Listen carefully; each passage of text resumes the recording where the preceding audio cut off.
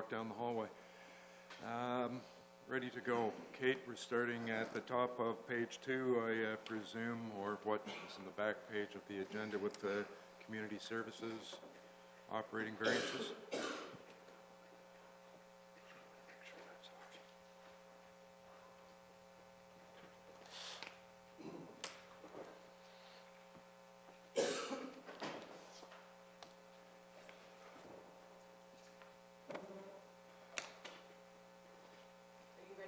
Oh yeah, please, yes. All right, welcome back to day 3. Hopefully we'll wrap up. We are scheduled to be here till 4, but hopefully we will, and I expect we will wrap up early today.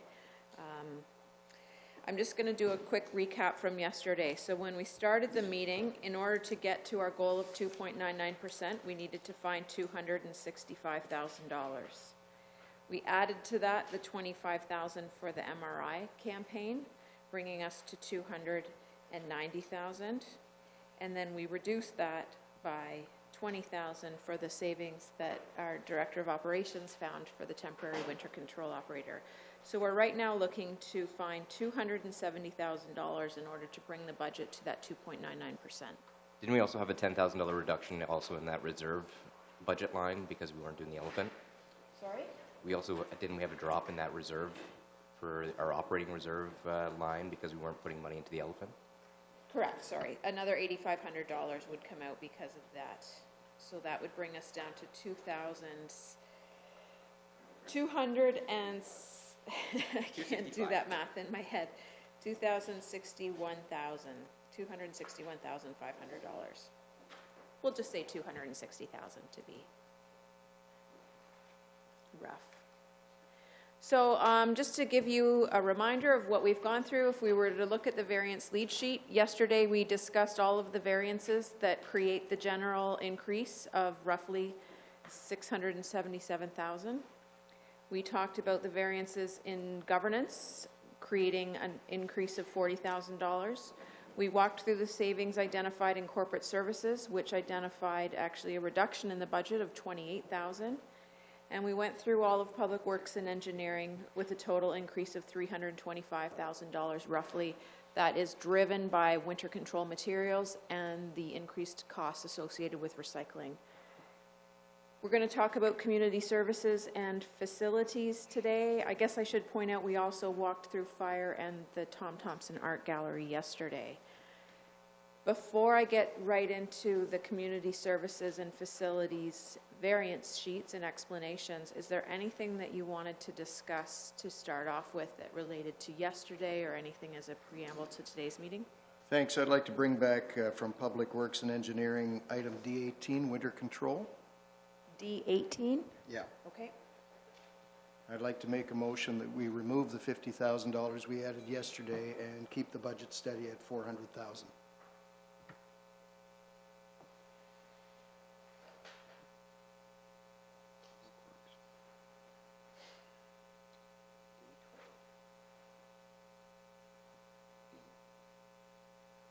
D20, sorry. Thanks, Councillor Kepke. I guess I could explain. I think that this is one of those budgets that year over year we keep trying to match it to reality when in fact there's no possibility of knowing what the reality of winter control is going to be over the course of the year. Almost every year, well, some years we've had a surplus, I think, where that money has gone in. It's not often, but occasionally we have a winter where we've had a surplus that's gone back into the reserve at the end of the year.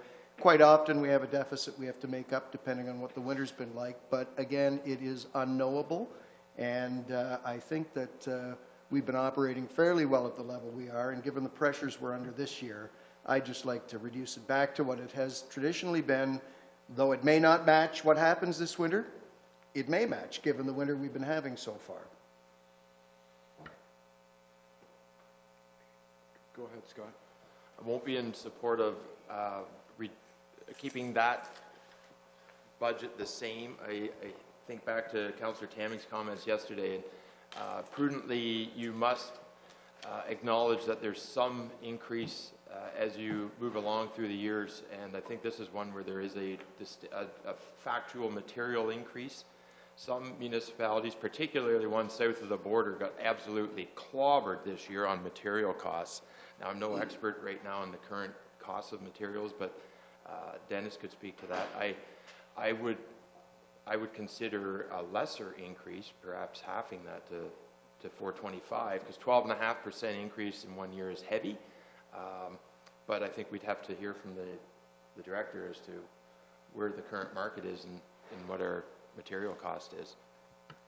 Thanks. Marion, did you have your hand up down that end? Yes, I did. I just wanted to hear from the director the justification in increasing it, the amount of $50,000, and did that take into account the occasional time that the downtown street parking meters and that have to be cleared? Through you, Your Worship, everyone makes very good points. Like for us, right now, it's hard for us to predict what the winter will be. We know we do work with the county in terms of locking in our pricing for our snow melt and our rock salt, which gives us a very good indication of what we're going to spend and helps us achieve a better pricing, which is economy of scale. And you can see the loads that come in off of the boat that are down on the pier and how that's distributed out through the community, through the county. For us right now, it's this, we're talking mostly this increase was to do for materials.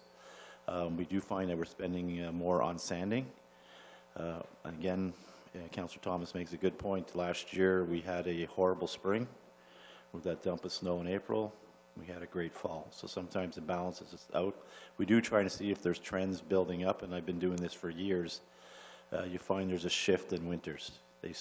Now they seem to be pushing off, starting a little later and lasting a little longer in the terms of those late season dumps, and we'll continue to monitor these trends. I mean, could we use the money? Yes. Could we not use the money? We could make do, possibly. It all depends on what type of weather we experience. Can you speak to the downtown snow removal by the meters and so on, and how much that costs each time you do it? I can't give you an exact price of each time, but I know right now it's something that we do, and it does work within the existing budget where we do make our passes once a day, and essentially we do just clear that 3-foot path or 1 meter wide path every day in a downtown core. No, I'm talking about when the snow builds up at the meters and on the side. Yeah, on the side. I can probably help Mr. Capalis here. That's between $10,000 and $15,000 every run we do that, which if you remove all the snow, we can force it. We haven't done that this year. Oh, sorry. Yep. It's between $10,000 and $15,000 an evening that we do that. We haven't done it in 2019, but that is within the existing budget as well. An average, which is probably 3 times a year on average, we do that. So that's only on 2nd Avenue that we do that, and we do that to accommodate parking, correct? As it's not really, there are no meters there, so we don't need to clean out between the meters. I would say we do it to accommodate our residents getting from their cars to the streets. It isn't specifically for parking. Go ahead, John. Yeah, question, I think, for Kate, more general question. Is there if it's in the documents, I apologize, but new councillors might not know this. Is there a huge contingency fund for unexpected, massive things that happen? And in this case, it wouldn't be that massive, but if snow would turn out to be twice what it is there something called a fund like that? And if so, can you speak to that? So, yeah. In the reserve schedules that I sent you last week or provided you last week, there is one that we call the Discretionary Reserve. It currently has about $750,000 in it. That's the title for it. Okay, It's been built up with surpluses and positive variances in the past, and it really is used for that emergency situation. We haven't had to draw on it very often. We have in times used it for one-time expenditures or unexpected expenses. But that sort of is the intention of that. And what do you think is a prudent number to maintain in there? It just strikes me that, as Councillor Thomas said, this is the one variable that nobody can predict. And I'm just wondering, it seems logical that we draw against that unless you can tell me why not. Yeah. I wouldn't plan to draw against that, but we sometimes refer to something like that as a tax stabilization reserve. And as a safety net in general, I've heard 2% of your total tax levy is a good number to hold in a stabilization reserve for any major swings that are sort of that one time that you need to stabilize. Okay. So if our total tax levy was $30 million, 2% of that. If I could mention, Your Worship, we're also, and I'm sure councils went through Corporate Services Committee, we have a number of appeals that are in progress from tax appeals for, Kate, going back 5 years, some of them. And our tax advisor tells us that they may be substantial, and I know in Kate's report we were also relying on, if worst case scenario, and they all came in with a more successful appeal than we think they will, we would also be looking to that tax stabilization reserve to help us there as well. So on the course of a $60 million business every year, $750 in reserve to cover every contingency you might think is not as large as it sounds. So I think if the reserves were to take a hit, I'd be looking for an increase. I think if our director was pounding his fist on the table saying that we have to have this $50,000, I would probably be looking to it, but it sounds like a safeguard more than anything. But the biggest point, I think, is what Councillor Kepke has made. We've saved $50,000 already on Main Street cleaning. We haven't had to do it yet. Many times we've at least done it 2 or 3 times by now. And so we've saved the $50,000 already. I'll support the motion. I wish you hadn't said that, because you know what's going to happen now. My recollection is that we used to look at a 5-year average. A couple of years ago, when we went through service review, I know we were trying to cut salt and do things, and I really don't know how that experiment, well, I know that experiment wasn't perfectly successful, but I don't know how unsuccessful it was. Do we still do that? Also, these reports used to come to the committee that we'd go through and have this discussion that we're kind of having right now about what the average is over 5 years, and amount of salt and those types of things. I don't remember it coming. Maybe it did. But anyway, what's the 5-year average? Do you have any idea? Sure, Ms. Allen's working on that now, Your Worship, if I can.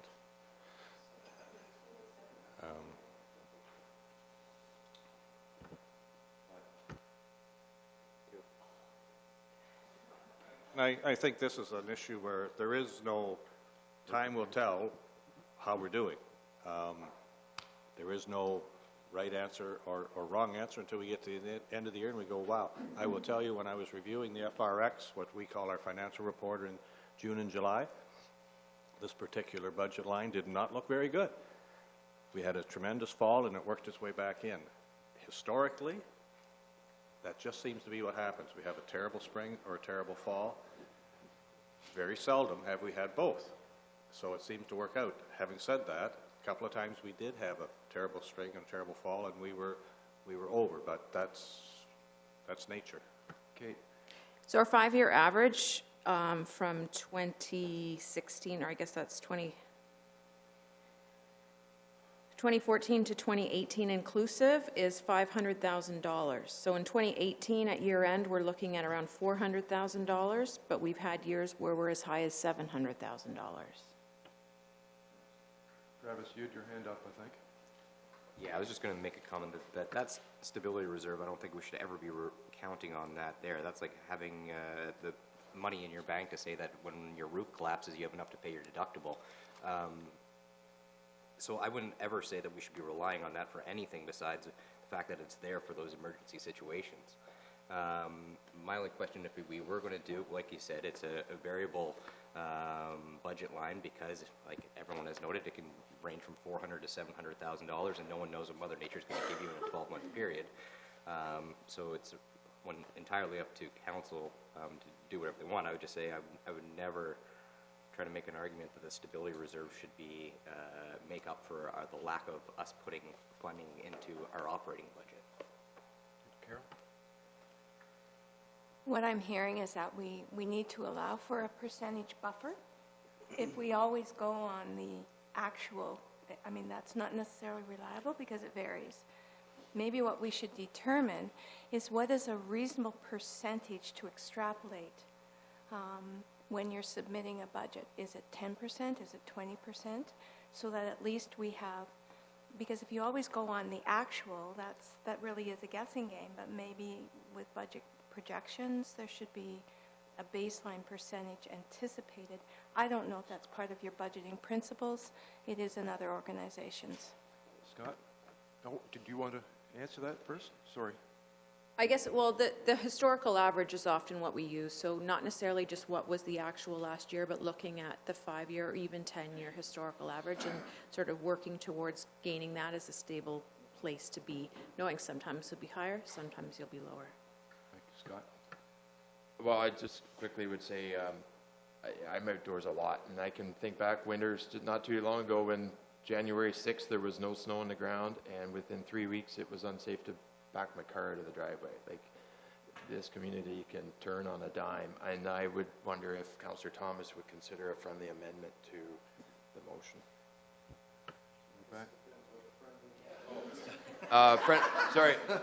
Friendly amendment to lessen the increase from 50,000 to 25,000. We sat here all day yesterday, and aside from the $20,000 gift given to us by the man I'm now trying to take more from, we cut nothing from our operating budget. That 3% is a long way away, folks, a long way away. And this is absolutely a roll of the dice. You know, I get that completely. But are we going to sit here all day today and do nothing again with the operating budget? Because, you know, when we start looking at community services, it's very difficult when you look at operating to find places where you can say, all right, we can make a difference here. That's why I brought the motion forward. I will not consider the friendly amendment. I'm going to let my motion stand as it is. But I hope someone will make a subsequent motion if mine doesn't pass. Thank you. So I'm going to call the question. All in favor? 1, 2, 3. John, you're up. 4, 5, 6. That carried. If I could, Your Worship, just before Miss Allen takes the stage again, I think this might be a good time in light of what Councillor Thomas has mentioned. When staff goes through this operating budget in particular, we spend a lot of time. I will tell you, I think they will tell you, I grill them pretty hard. We look at history. We look at past history, recent history. I will tell you, I think sometimes they get a little annoyed that I'm down to $500 items on a line-by-line basis. I want to know why it's changed. And if they can't justify it to me, I say we're going back.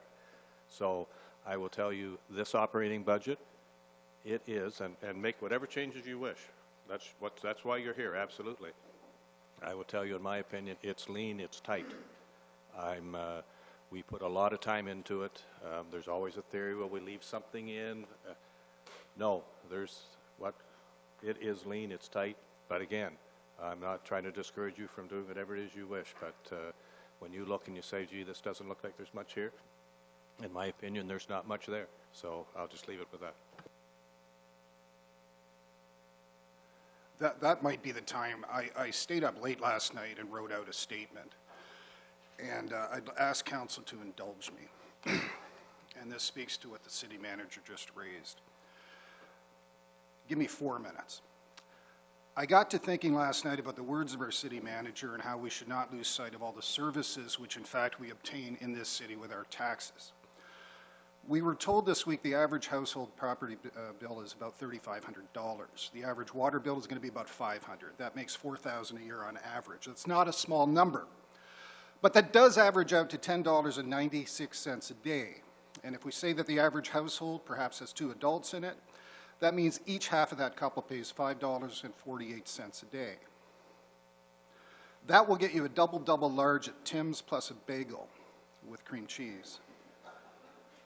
I say this to provide all of us and the ratepayers with some perspective. As I pointed out yesterday, the cost of living increase is 2.2% this year, perhaps 2.1%. That's the baseline. Surely when we got out of bed Tuesday morning, we knew that 2.2 was going to happen. And we're really here to decide whether we go 0.8% over that, which Councillor O'Leary's motion last week quite appropriately mentioned, or perhaps we go as high as 1.5% over that. Oliver Wendell Holmes once said that taxes are the price we pay for civilization. Let's think about the civilization we get. Water, you need not go to the Sydenham anymore with an axe in the winter, and you don't have to trudge with a bucket up to the top of Creamery Hill. Instead, you turn on a faucet or two in your apartment, you turn it on, and water appears. And it appears because there's people on the other end of that pipe making sure that it's there and it's safe. Waste, you're not faced with slop buckets. There are no honey wagons going up and down our streets as in the Middle Ages. You press a lever beside your toilet and it's gone. And it works because there's people on the other end paid to take care of it. And as for garbage, every other week somebody appears 30 feet from your house and takes all your stuff away. If you need to get up Moores Hill in the winter, you'll find out that miraculously at 5 in the morning there's a plow up there to salt and sand the pavement your entire way. And if you still are a bad driver and spin out an ice and wrap your car around a tree, don't worry. Somebody from a certain department in town with the jaws of life will be dispatched within minutes. Do you wonder if the meal downtown is safe to eat? You can get some comfort from knowing that something called the Public Health Unit is all over those inspections. And if your marriage is getting tense, and if you are threatened, you can press 3 digits, and a cruiser will appear in your driveway within minutes, and a woman in blue will offer you the full protection of the law. If your kid has an epileptic seizure, paramedics will be in your driveway in a New York minute. And entertainment, bring your bored kids to the Harrison Ice Pad. If your book collection's getting tired, you can enter the great hall that is our local Carnegie, and you can sit with a novel in front of the fireplace. And if it's beauty you seek, for no charge, perhaps just a donation of a toonie or two, this town will offer you the ability to sit in a room full of Tom Thompson landscapes. I get that we can have legitimate concerns about certain budget items. I get that. Those who know me know that I think fire and police are completely out of control, present company excused. I bitterly resent the massive taxes that fire and police absorb when those funds could do so much more elsewhere. And there are always efficiencies that we can find even in this building. We're right to be vigilant, and in fact, that's our duty. I get all of that. But I come back to $5.50 a day per adult for all these services. We cannot and should not apologize for all that this budget manages to deliver for that kind of money. Taxes are the price we pay for civilization, and I suggest in Owen Sound we continue to build a heck of a civilization. With that as background, I was hoping at some point to reopen a discussion about the litter collector, the MADVAC. And I don't know if now's the time or later. Can I open it now? Okay.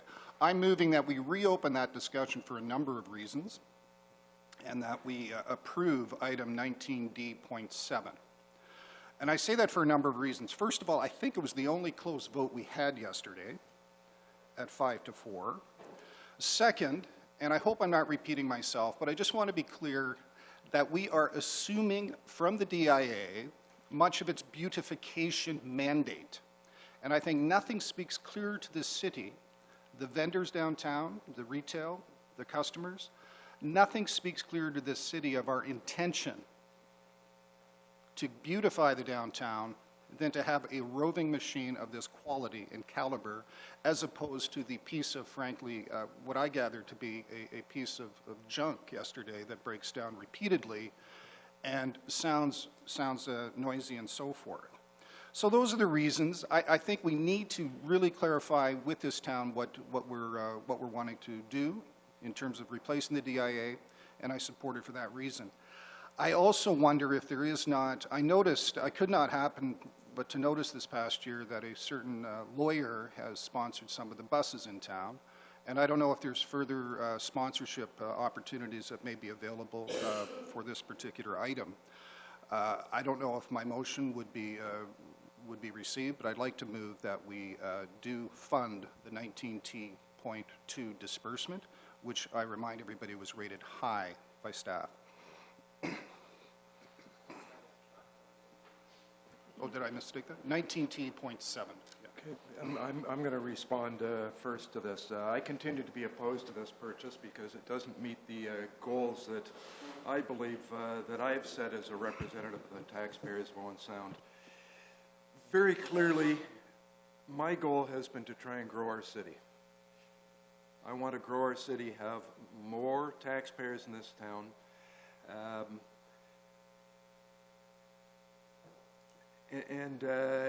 And one of those goals, and frankly, I don't see a lot of growth stuff in any of the budgets, but at some point it's got to go in as far as I'm concerned. One of our goals to try and attain growth is to try and get ourselves more reasonable compared to others in the BMA study. So other communities are just like us. They're providing all those services that you just talked about. So I'm not talking about Georgian Bluffs that doesn't provide any services. They just come to Owen Sound and use ours. I'm talking about the Aurelias, the Brockvilles, the Midlands, the Collingwoods, all those other cities. We continue to be high relative to them in taxes and in our water costs. We need to slowly move down into that range so we are more attractive to people that are looking to move from wherever they are and set up and come to Owen Sound. That is a long-term goal. I don't believe that, I think we need to manage our budget very carefully. One of the other goals that I've bought into and I think is really important is that we're closing the infrastructure gap with an annual 1% tax increase going to capital. This is new. This is not closing the gap. We've got an awful lot of things in our plate, whether it's by water bill that the taxpayer is paying, whether it's by taxation, debentures. It's all coming out of one taxpayer's pocket. We know that we've got a low level of income, average income in our town. Not everybody can afford the taxes now. We hear that often. On our books right now, we've got the wastewater treatment plant. We've got the rec center. We have done an awful lot of electrical upgrade that had to be done at Harrison Park. We've done the water and electricity in the campground that ended up being over budget, but it was needed. We had to redo the pool. We've done that. We're going to have to do the water looping this year is going to come on. Yes, it's going to be debentured. It still has to be paid. We're going to do the river precinct, which is another expense. We've done 3rd Avenue the last couple of years. There's more to be done there. There's 9th Avenue East north of 20th Street that's going to have to be done. These are all necessary. These are things that are going to have to be done. They're going to have to be paid. That's part of that infrastructure gap that needs to be closed. We have to replace it or we have to service it. I haven't liked a number of things that have been presented to us this year that are new assets. They don't close that infrastructure gap. If anything, maybe they open it up further. So at some point the taxpayers need to pay for that. I think there's things that we can pass up that don't get us to the goals that we want to get to of closing that infrastructure gap. I think this is one of them. And frankly, I don't want to be the mayor of the council that's remembered as having bought the big white elephant, and I can just see how that's going to resonate. Thank you, Your Worship. It's called a mad back. We can start calling it the mad back. First of all, I want to thank Councillor Tamming for his 4 minutes of fame. That was a good sense of reality for all of us. I think if you were Councillor Kepke and myself, you would get a better sense of this, how important this machine is, if you've been able to walk through the entire process. I'd just like to hear Mr. Ritchie speak on this a little further. I just think there's a business sense here that needs to be heard, and I think it's just the right thing to do. Thank you. Through you, Your Worship, I perhaps didn't do a good enough job of presenting this. Certainly our relationship, excellent relationship working with the DIA board came together, even though the process took a long time for the DIA, and they certainly went through the proper consultation with their members to get to the final. The decision-making for City Council, in fact, was rather rushed.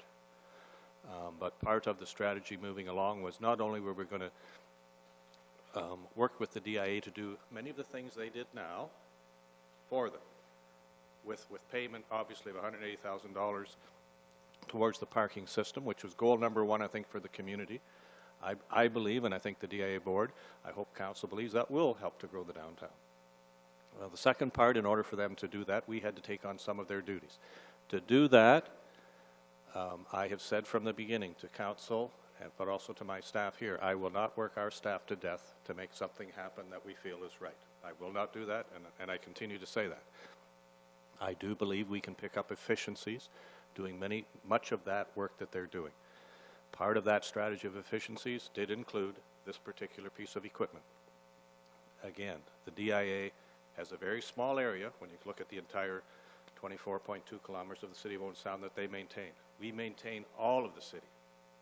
This equipment would be used throughout all of our city. We would amortize it over facilities, parks. Yes, it would be charged to the downtown when it's there.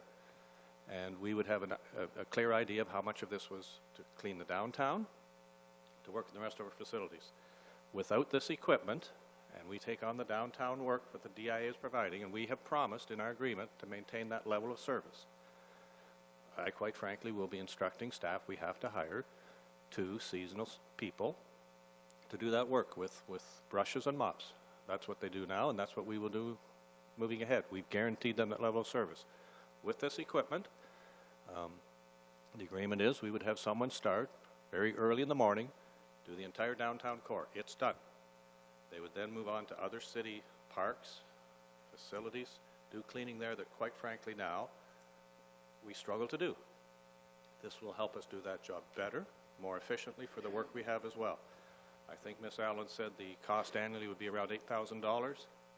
It will be amortized over all of our business structure, 24.2 square kilometers. Instead of in the DIA, they could only purchase what they could do in probably 2 square kilometers of the city. That's the business case, but again, if we don't get this equipment, and that's council's decision, I quite frankly will have to ask for 2 more seasonal staff to do exactly the same method of work the DIA is doing now. And my opinion is, from what Mr. Kafalis has told me, that would be an inefficient way to do that work, but that's the way we would do it. So that's the business model. I do believe it's a business model, but it's, again, always council's decision. Thank you, Worship. I would have a couple of questions. John, you did a great explanation of exactly what services we are and why we should be so proud of the community that we live in because of the services that are available to us. The only struggle I do have when we talk about the word COLA and what the percentage of living is, whatever, my grandma who's on social assistance, I don't believe she gets a 2.2% raise when she's getting her disability check, or not disability check, but her pension check. So saying that the pension check would go up by 2.2%, you could say that would balance out, but that doesn't happen. So that's the only issue I have when we do a comparison between what our taxes increase would be compared into COLA. Right now, I would say I would not still support this recommendation of purchasing this unit, only because we don't have a secure contract. We do have a secure contract in place for 2 years, a trial period to do the downtown core. So at this point, we're trying to provide the same level of service that they are already currently experiencing. So for summer students at paying $14 an hour at 40 hours a week times 4 months is $17,920. So now I know there's going to be overhead in that, but summer students, if we're doing this through the YMCA program or whatever it is, do we pay that full amount? I don't know, but that's something just to consider. Now, in 1 year, if the DIA board changes and they say, actually, no, we wanted to pull out of this agreement, we have a $60,000 piece of fleet that's going to be on for the next rotation that's currently in there, because we're not going to sell it, let's be honest. We're going to make a solution for that, because now we actually just spent $60,000 on a piece of equipment. We're going to find use for it somewhere in the Parks Department, but is it in need of currently what we have? I strongly agreed, too, that we put $60,000 back into the capital budget that we spent 2.5 days on working to reduce with a long-term plan that we have a $2 million shortfall upcoming in the following year. So if this would approve, I would go back and say, well, let's take a look at the capital budget and what are we going to remove $50,000 out of? Because we do know we want to do the back of the Bayshore parking lot. We do know we have the 3rd Avenue East, hard infrastructure projects that are for our facilities that are going to need to be paid. So what does $200,000 mean? $200,000 could be one debenture payment of one large capital project. We pay $4 million a year in debenture payments. I'm not under the agreement that every time a debenture payment falls off that we could just replace it with another piece of infrastructure unless it's a really hard capital project that we need to have. think if we didn't have $4 million payments. Obviously, that's not realistic, but we do know City Hall is going to come back on there. 10th Street Bridge is going to come on there. We're going to have 3rd Avenue East, the extension. We've got 9th Avenue East, like Mayor Boddy was discussing. We have really hard capital projects coming up that we're going to have to debenture because we have a shortfall of money. And it's nothing against any other thing. I just see this as if we had a 5-year contract that said guaranteed for 5 years that we were going to receive this, and there was no board discretion from the DIA that they could opt out of it or whatever, I'd feel a little bit more content with it. But $60,000 is $60,000 of a new asset. We talk about the perception. What I think the perception of, to make sure that the DIA community feels that they're receiving that amount of service is actually probably seeing someone in front of their store sweeping, not seeing a machine go by their store at 6 o'clock in the morning. Anyways, that's just what my perspective on it is. Thank you, Your Worship. First of all, accolades to my colleague here, and it sounds like that would be a great editorial for the Sun-Times if you wanted to submit it. Question to the city manager. The 2 seasonal staff that you would need to hire for sweeping the downtown, would they both require 40 hours a week, or how many hours would they require? I can't answer exactly how many hours. My guess would be they're on 35 hours a week, but I would check with the DIA, see exactly what they're doing now, and say that's the level of service you expect, and we will provide that level of service. So, Which I think currently they're there probably all day long sweeping, but the MADVAC would be there 1 sweep in the morning. the agreement I reached with the DIA, the level of service, and I have said all along, it's important that we establish with the ratepayer or with anybody we contract with, what's the level of service we will provide. The level of service the board agreed to was, we will go by once a day with this piece of equipment, if that's what we do.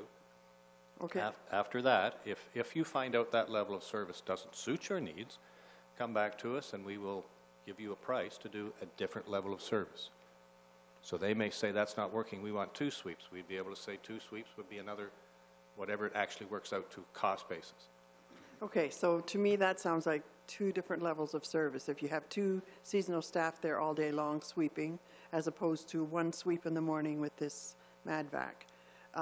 When you considered this piece of equipment and the DIA budget and the increase of the $60,000 from the city towards the DIA budget, was this piece of equipment considered then? It was in my mind. So the costs for the 1 sweep a day was taken into consideration in that? It was in my mind. Okay, thanks. Thanks, Mayor Boddy. Those were, accolades to you, Councillor Tamming, on your thoughts there. And I agree with the services which are provided. But when I vote on something like this, I'm voting recognizing the single mom in Owen Sound who makes enough money to still cap out in November on CPP, which is a good wage, yet still with 1 or 2 kids is barely getting by living in Owen Sound. This is of people that don't get to go to Mexico or Florida in the winters with their kids. They're tight. They may or may not get child support. They're looking for every which way to scrape by. I'm thinking of every retired senior, and Councillor Dodd hit on it, who inhabits the city. It's an aging community. They do not get the kinds of increases that some others do. There's a lot of people in this community are wage stagnant at $17 or $16 an hour. As long as the mayor is expressing sentiments like he just did, I would never, ever consider the thought of running against him, because I couldn't agree more completely.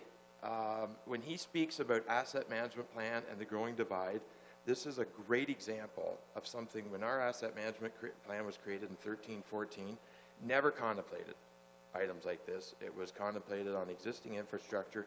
Every time we add additional items like this, we're extending the gap ourselves. It's not necessities.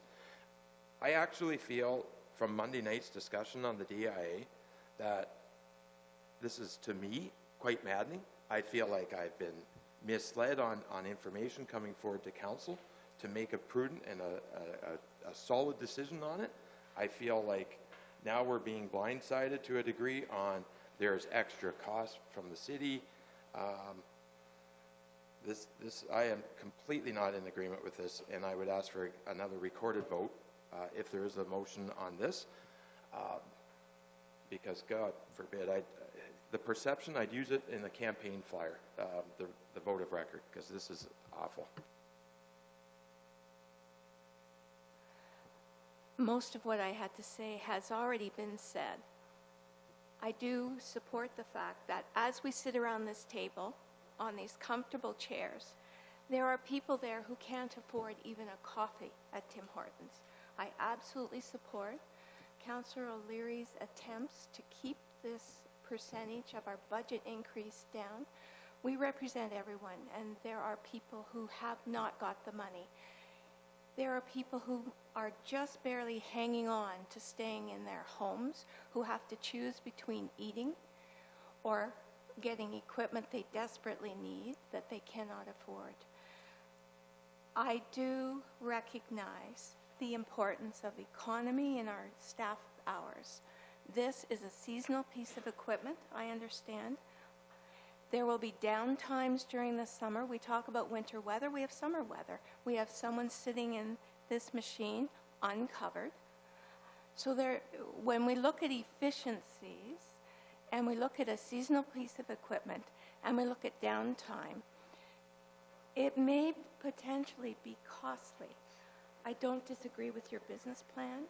I'm just wondering at this point, with the economies we're trying to gain, whether this is where we want to put this money. Thanks, Your Worship. I did support this yesterday. Having just brought the removal of money from the snow removal budget, this is kind of, we took one step forward and maybe now we're going to take 2 steps back. However, that said, I still support the concept of this. I think that, you know, one of the things that I criticize the city most about, and most people criticize the city most about, is the difference in what the expectation is when you get into business with the city and what the reality becomes. So when we made the decision the other night to accept the parking scheme to provide free parking downtown, you know, I've had misgivings all along, but all in all, I think it's a good plan. But in accepting that plan, we have now taken responsibility for the downtown core as a corporation, and we've got to find a way to deal with that. You know, Councillor Dodd's math was pretty good on the 4 students for 4 months, but in fact, I think the downtown needs to be cleaned about 8 months a year, not 4 months a year. So it still needs to be cleaned when there's no snow on the ground. Okay, but there's still an employee. You know, we've got a long day ahead of us, and I'd actually like to bring a motion to delay this decision until the end of our deliberations today so that we've got a fuller picture of what we've been able to achieve before we decide on this particular item. As the one who moved it, I don't have a problem with that. I don't know if... Well, actually, with Robert's rules, once that motion comes in, then we have to consider that motion, right? The postponing motion. So any discussion now is on the postponement motion, not on the original motion, and then we vote to postpone. So discussion on postponing to the end of the day. Right? I just think we've already discussed this and it's fresh on our minds now. Let's deal with it. I don't want to hear all this all over again. Okay, anyone else on the postponement? Brian, on the postponement? Okay, so I'm going to call the question on the postponement to the end of the day. All in favor?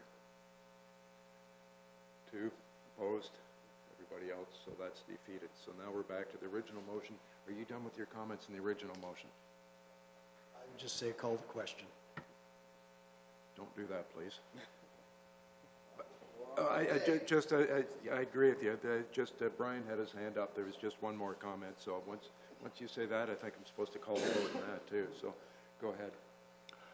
I just want to go back to what Councillor Gregg said, and I mean this totally respectfully. you bring up the single mom with the CPP check, and our hearts just go like this. As soon as you do that, every one of us, we're all the same. But I just want to see everyone consistently stay on business. You know, we can't pick and choose, we can't bring up the single mother CPP at the, you know, when you're trying to defeat something, and I just think it's wrong. Like, if that's really... Brian, come on, let's focus on what this is. I am not what another focusing on counselor- this. No, I am you're focusing. focusing Because when on the Ray counselor. Watton came the other night, we weren't jumping out saying, okay, we're going to build an emergency shelter. So I just want to stay on the business side because this is just something that we need to do. It makes business sense to me. And, you know, I don't have a special car wash for that woman. You don't have a special price on a $200 pair of running shoes for that lady. Just keep it consistent in terms of business. Worship, I have a brief comment. And you get to wrap up because it's Okay. your motion. And we all say things that I think on reflection, we'd like to take back. And Councillor Grieg, I do think we have to speak, you hinted at almost intentional misrepresentation that you've been had in terms of the DIA discussion on Monday night.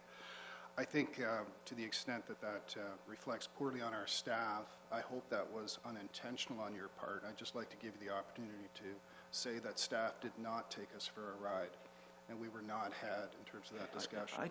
If that's out of order, it's out of order. I don't think this is appropriate. Now we're having a discussion about what each of us has said. We're all 9 of us are elected. All 9 of us are elected to say what we wish, within reason. We should be focusing on the issue in front of us, not what somebody has said or hasn't said, whether you agreed with it or not. We're all going to disagree, and some nights with each other. We're all going to move on. That's democracy. So, Councillor Gregg, I don't think it's appropriate for you to answer that. I'm going to call the question. It was a recorded vote. Councillor Dodd, Opposed? Councillor Gregg, Opposed? Councillor Hanley, Opposed. Councillor Kepke, Opposed. Councillor Merton, Opposed. Councillor Tamming, Councillor Thomas, In favor. Deputy Mayor O'Leary, In favor. Mayor Body. Opposed. The resolution is defeated with 6 opposed and 3 in favor. Kate?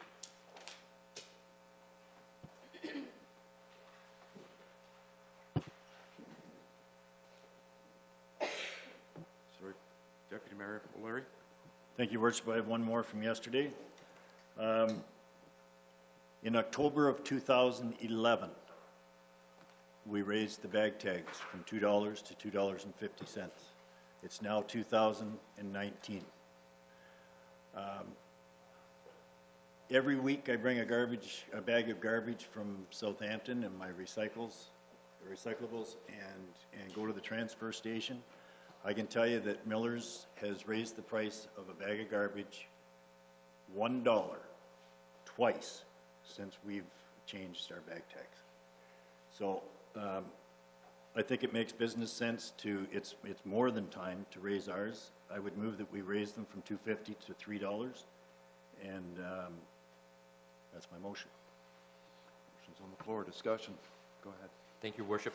Would we be able to get just a quick, I think we had this report several years ago when we looked at this, and probably one of our first budgets, I believe, it was like 2014, I believe. We had a little bit, or maybe it was our waste management side of it, to see what the actual, I think there was a previous report, wasn't there not, Wayne? From 2014, when we looked at the waste management side of it? Because I think we started thinking about if there was different weights. I was just wondering if we could see 50 cents per bag, how much that actually brings in extra revenue. Sorry. No, talking past. Oh, and just so that we have an understanding of what that additional revenue source would be, and I've quickly done those calculations. I know if Ms. Allen has, I have it about $70,000. Is that fair? I was just going to try to do it on my phone You based see on if what I'm our right? revenue is this year at 250, but if that's what Wayne's done, then for sure I would agree. I'm not going to support that motion. This has been a hot tag issue for many years in Owen Sound. I think that just looking at the items we were presented yesterday Increase in the tipping fees, $15,000. Increase in bag tag revenues, $20,000. That's a net gain of $5,000 for us in terms of waste management. I know. Waste is one of those things. I mean, all we can do as a community is encourage people to waste less. If bag tags, the cost of a bag tag is an issue, waste less, and it'll cost you less. But you know, that may or may not happen. I just don't support the motion because I think, again, we hear enough from our community about double dipping, double taxing, et cetera, et cetera. So, thanks.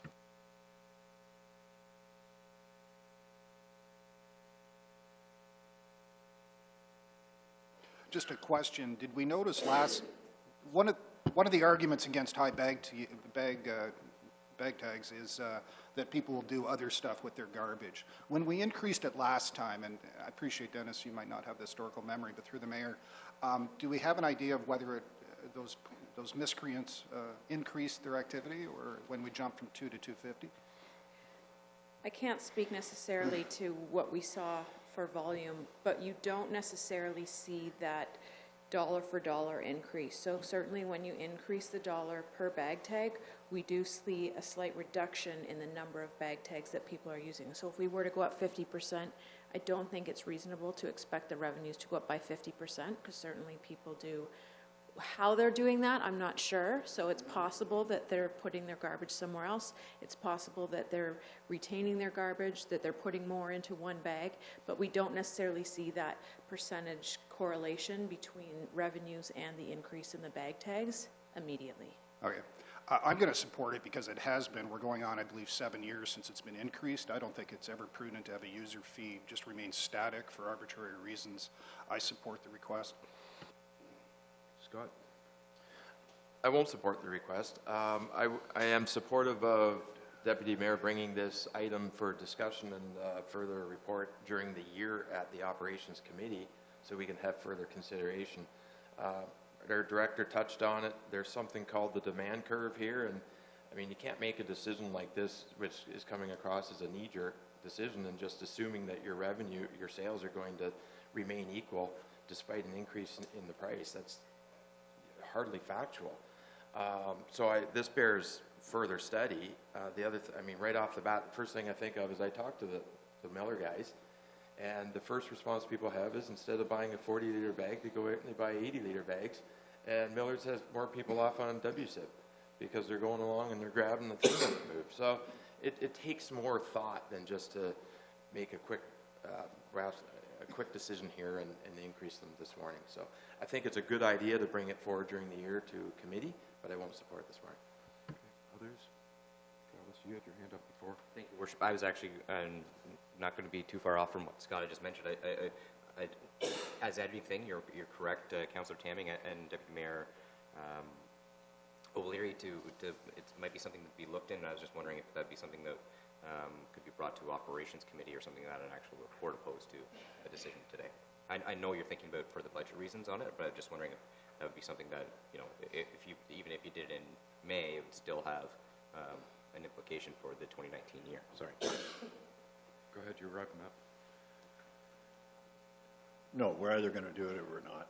I just think it just makes business sense to me. Like everything that we're talking about every single day, the price of business is going up. And we went through an entire council 4 years and didn't touch this. So, and again, I'll repeat, Miller's has put it up $1 a bag twice. So it's gone up $2 a bag twice since we've touched our prices. So it just makes business sense to me whether they're going to do it or not. Sorry, just to be clear, what are Miller's at now then for a total price? $5. $5, okay. Going to call the question. All in favor? 1, 2, opposed? Everybody else, it's defeated.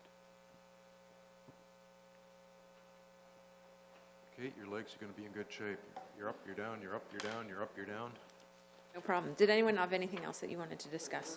Yep, go Could I ahead. just make a subsequent motion, nothing to do with the budget, to ask staff to bring a report back to us on the cost of bag tags? You want to go to us or to Operations Committee? To operations, thank you. Okay, all in favor? And that's carried. Don't sit down, Kate. All right, so we're going to talk about the variances in the community services departments now. So in total, community services increase is just over $35,000 with ups and downs in various areas. The first item was actually a decision made in the previous year, and this is the impact of that decision. So we currently have remained vacant our building inspector, and rather than that, we have filled a deputy CBO position. The net impact of that change to a higher level is $30,000, and that reflects the difference in wages and benefits associated with the higher responsibilities. Next item, we sort of touched on this yesterday in engineering applications, but this is a growth-related item. So as we are seeing increased development in the city, we get the benefit of increased building permit fees, as well as increased application fees for planning applications, and part of that is allocated to engineering as well. Certainly, this increase in building permit fees is anticipated to offset that increased responsibility on the CBO.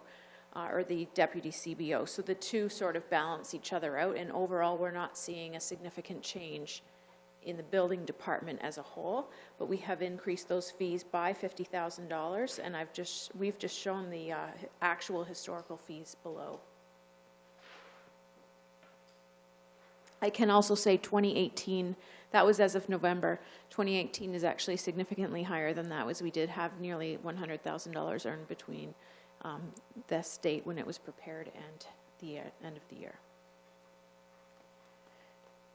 Along those same lines, this is the increase to the planning application revenue intended to reflect that we are seeing increased development. We've added $40,000, and this will have an impact on our bottom line.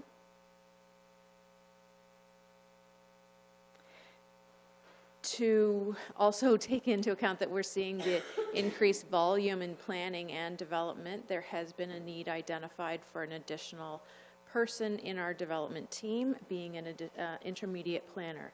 This decision was made partway through the year in 2018, so what we have here is the full year impact of adding that position to our staff complement.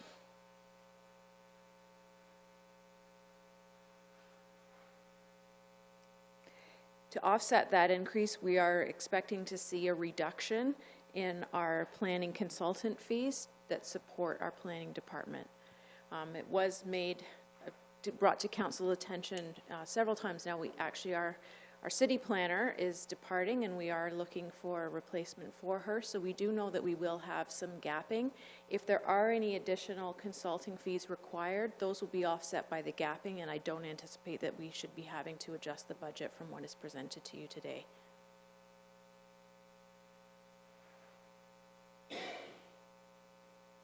Moving out of planning and building and development, and now we're sort of into our program and recreation revenue.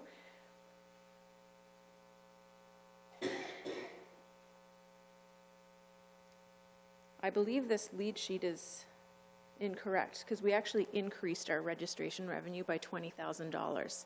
And that is what's reflected in the budget. Unfortunately, this sheet just hasn't been updated.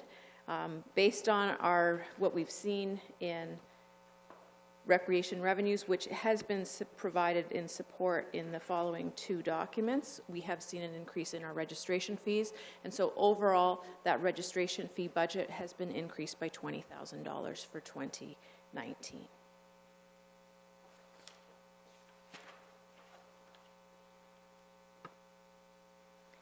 We have a very slight increase to the Family YMCA Partnership contract. Wage increases are for the lifeguarding staff based on market conditions, in addition to a lower ratio of guard staff to pool users resulting from updated public pools legislation. So the YMCA does provide lifeguard support for the pool at Harrison Park.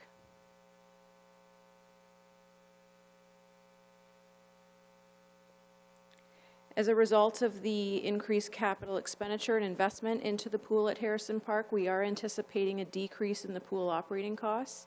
In 2018, the pool was redeveloped. The new configuration is a single shallow tank compared to the double tank, one deep, one shallow facility that existed until the end of 2017. The new facility holds approximately 1/3 of the water volume of the old facility, and this results in significantly less water, chemical, and energy consumption required. The net impact to the pool operation is a reduction in the annual operating costs. So there's multiple things going into those operating costs, but we are hoping to see them in approximately half.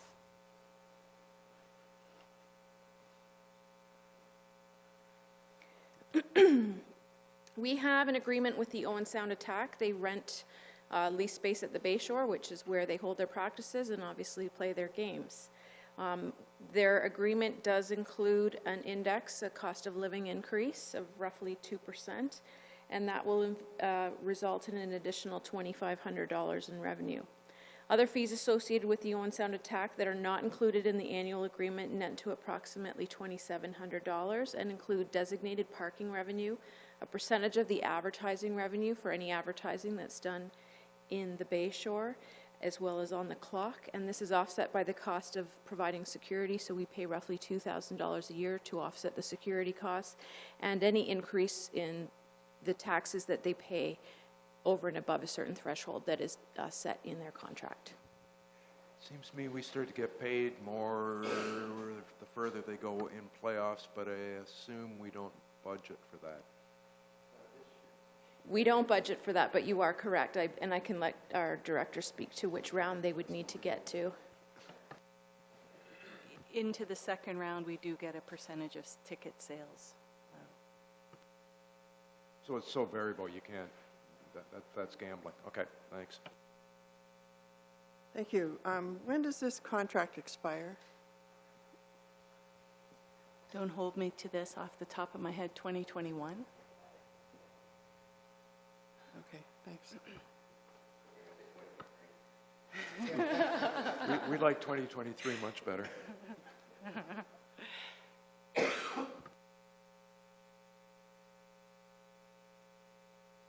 I apologize, this is the sheet I was referring to before.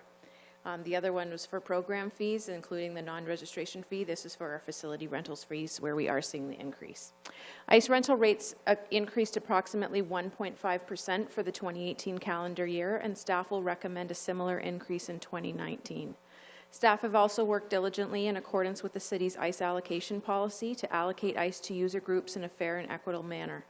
This includes finding efficiency and closing gaps in ICE rental periods, as well as seeking new user groups to occupy otherwise empty slots in less desirable times. The above information suggests it is reasonable to expect an increase in ICE rental revenue. Baseball diamond rates are also on scheduled increases in the fees and charges bylaw, which will show an increase in diamond rental revenue provided there is limited rainouts. So again, this is sort of across all of our city sports facilities. We are budgeting for a $30,000 increase to those revenues. Thank you, Your Worship. I would just note that I think staff needs a big appreciation for seeing that revenue come through. It's through the hard work of our guys like Brent and Andy and stuff who work hard behind the scenes to ensure that we see that revenue increase. So I thank you. I don't know if this is the right time or not, or right item to speak to this, but user fees for non-resident youth is a different fee than residents. Has there been a change made, and I know we discussed this in the last council term, to the adult non-resident?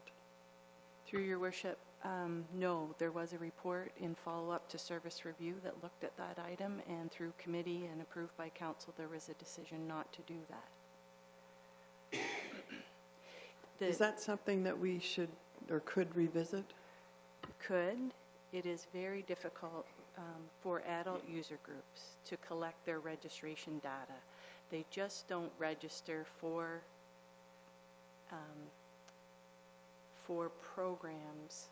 It's easy for us, I guess, to capture youth. The adults, however, pay the full rate. So we subsidize the youth rate, but the adults are to be paying the full rate.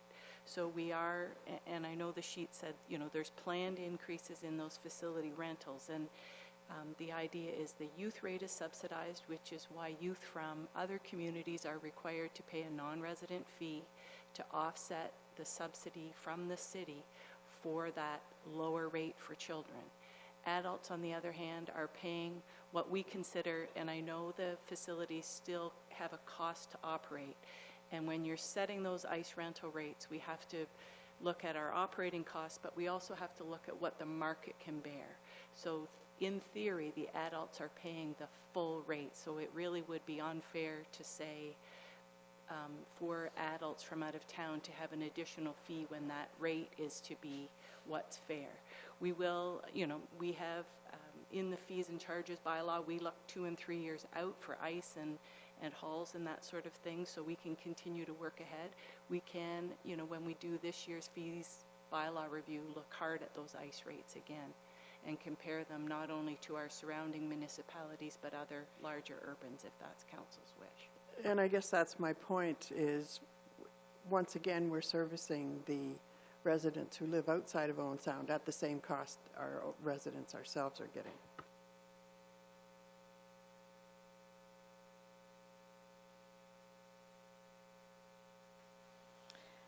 We've added $3,000 for the community calendar that's issued through Community Services, and that just recently was published and is being distributed.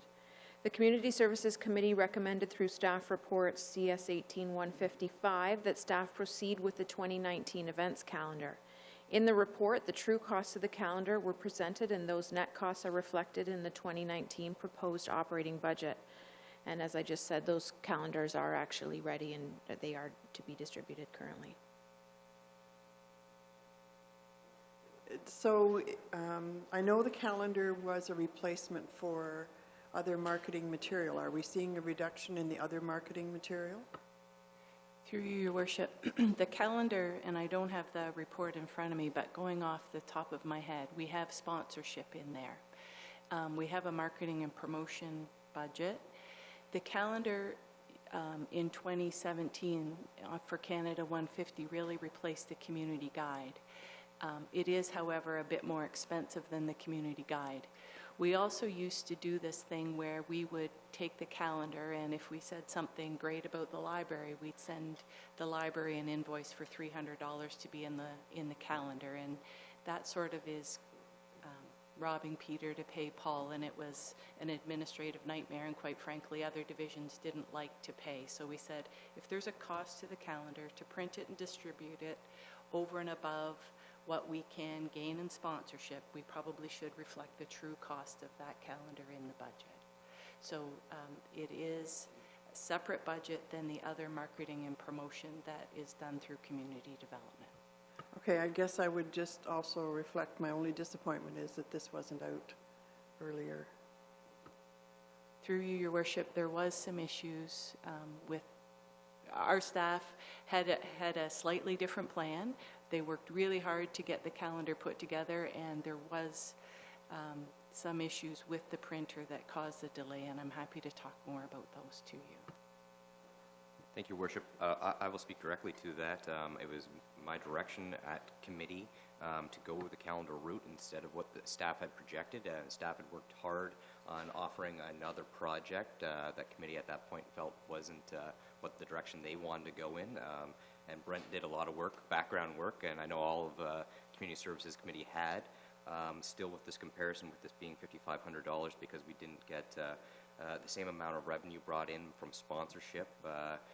Because 2017 was a big year, we got extra money for the sponsorship on that calendar, where we didn't receive the, obviously in the 2019 year, or sorry, 2018 I meant for, we received a higher sponsorship. This is still cheaper than what the alternative option was. It's just unfortunate that we didn't get the sponsorship that we were looking for. But I would, if you need someone to blame for $3,000, I'll take that blame. No, I think it's a great tool, and I think the public really appreciate it.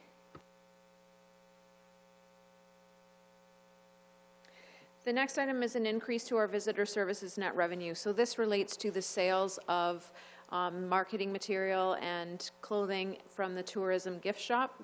In the past, we've seen a net cost to that, and mostly that's because of charging promotional items back to that account, but we're going to properly reflect that we do generate a profit from that tourism gift shop, and it's now reflected in the budget at $1,750 a year. So that's an increase of $4,750 from a cost to a net revenue. Also, I think that needs to be some accolades to our staff. What Carly has done with the new marketing that she's done for the clothing and all that stuff, it's actually made Owen Sound apparel actually trendy. So I don't think I'd ever expect to say that. But so once again, I think that's a big accolades to staff. Normally we have bucket hats that are sitting around in Mayor Body's basement for 30 years. So the fact that we're bringing in revenue from this is exciting. It would appear that Councillor Dodd has been talking to my wife. They're not bucket hats.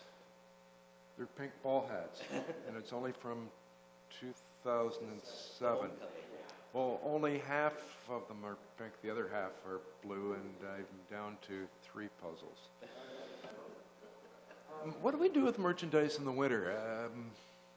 Can it be sold SOS? Can it be sold art gallery? I don't know. Like, I know that we shut down, but is there a place that we can retail them and keep trying to move it? Pam?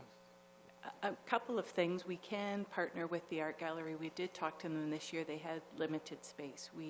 Our new online facility booking will have point of sale, so we are going to look at that going forward.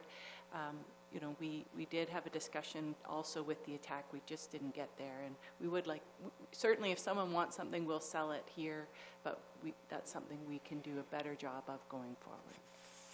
Thinking forward, maybe long-term forward, a friend of mine is in retail in Owen Sound on Main Street, and he sells a lot of product. He sells some product through Amazon, oddly enough.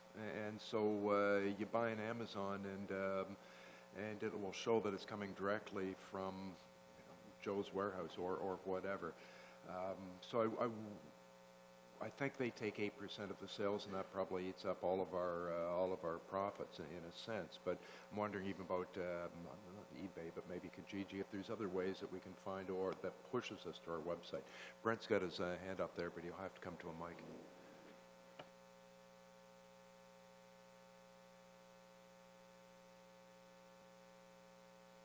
I would say we did actually look into some other spots to put it. We spoke with Morag at the Artist Co-op. One of the issues we ran into was actually a good issue. We didn't have enough left to put anywhere. And at that point in the year, we wouldn't order more. So the only merchandise that's left from an apparel standpoint is in my office, if anybody has their wallet and is looking to do some shopping. So if you're going to take up a retail space, you really want the quantity there to represent the selection that people would require. So in future years, we can look at ordering more, but we do keep the budget in mind as well to try to stick to that. And the retailer will sell it anytime, anywhere, and try and move it, no matter how much is left. Just a question, when will the new apparel be in? The tourism marketing coordinator and myself went over a retail plan on Monday, so that stuff will probably be ordered, I'm going to say, in the next 2 to 3 weeks, and it will, pending budget approval and the final amount that we're set on here today, that will get ordered. And usually it's a 4 to 6 week delivery period, but sometimes faster than that. So I'm going to say mid to late March, which is just on schedule to where it was last year as well. Same logos, new product, sort of? Yep. Yeah, try to offer as much variety as we can, sell as quick as we can, and then hopefully leave some money in the budget to orders more as needed throughout the summer. Perfect. So we're not stuck with a whole bunch over the winter as well. Perfect. Perfect. No.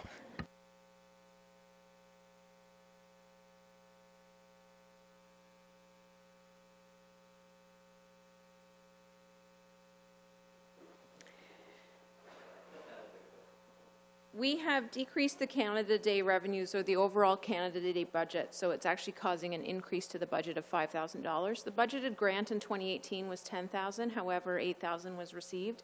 With 2017 aside, it was a special year. There was only $5,000 received in 2016. It's difficult to budget for grants as they fluctuate from year to year. Volunteers used to collect donations at the gates are also difficult to obtain depending on the day. Staff is aware of this issue and have already taken action to remedy the lack of volunteers by targeting groups earlier, but the fact is we are seeing a reduction in those sort of gate donations, and we're just adjusting the budget to reflect what we are actually seeing. There is no planned change to the service of providing a Canada Day event.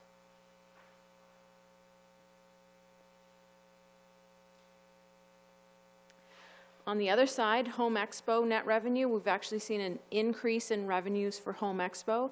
City staff works closely with the Home and Cottage Expo partners, the Knights of Columbus and the Grey Bruce Home Builders and Trade Association. The Home Expo net revenue is split between the three groups, and the city will also receive just under $2,000 payment for wage reallocation, so that's covered in other city departments, as city staff delivers the bulk of the administration duties. City staff have found efficiencies in both marketing and show operations to allow for a larger net revenue related to that event.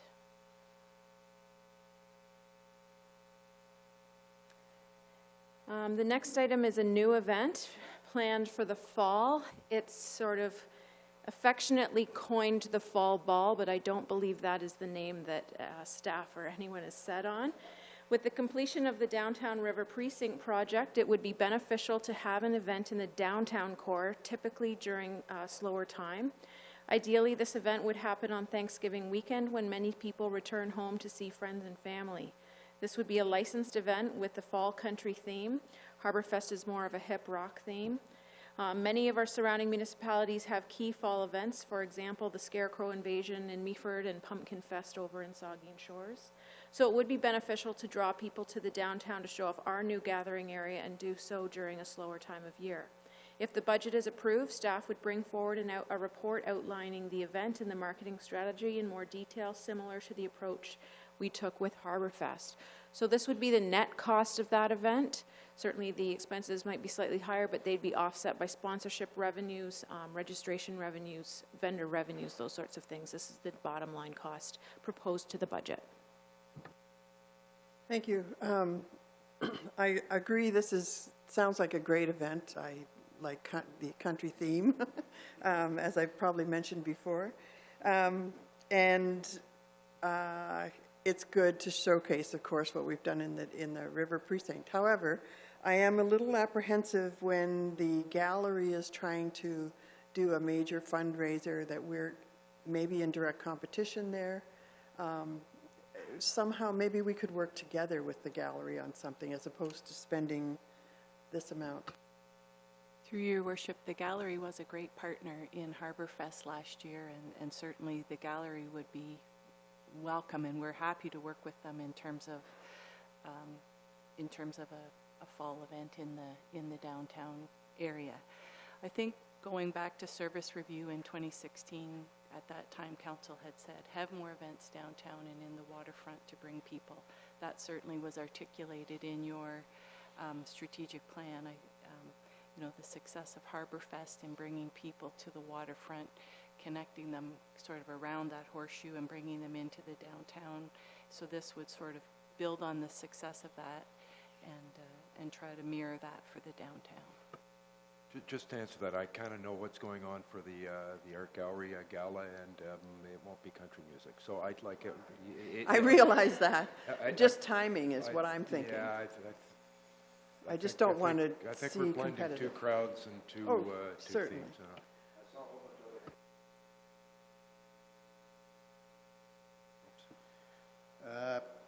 I'm going to have a little trouble with this one.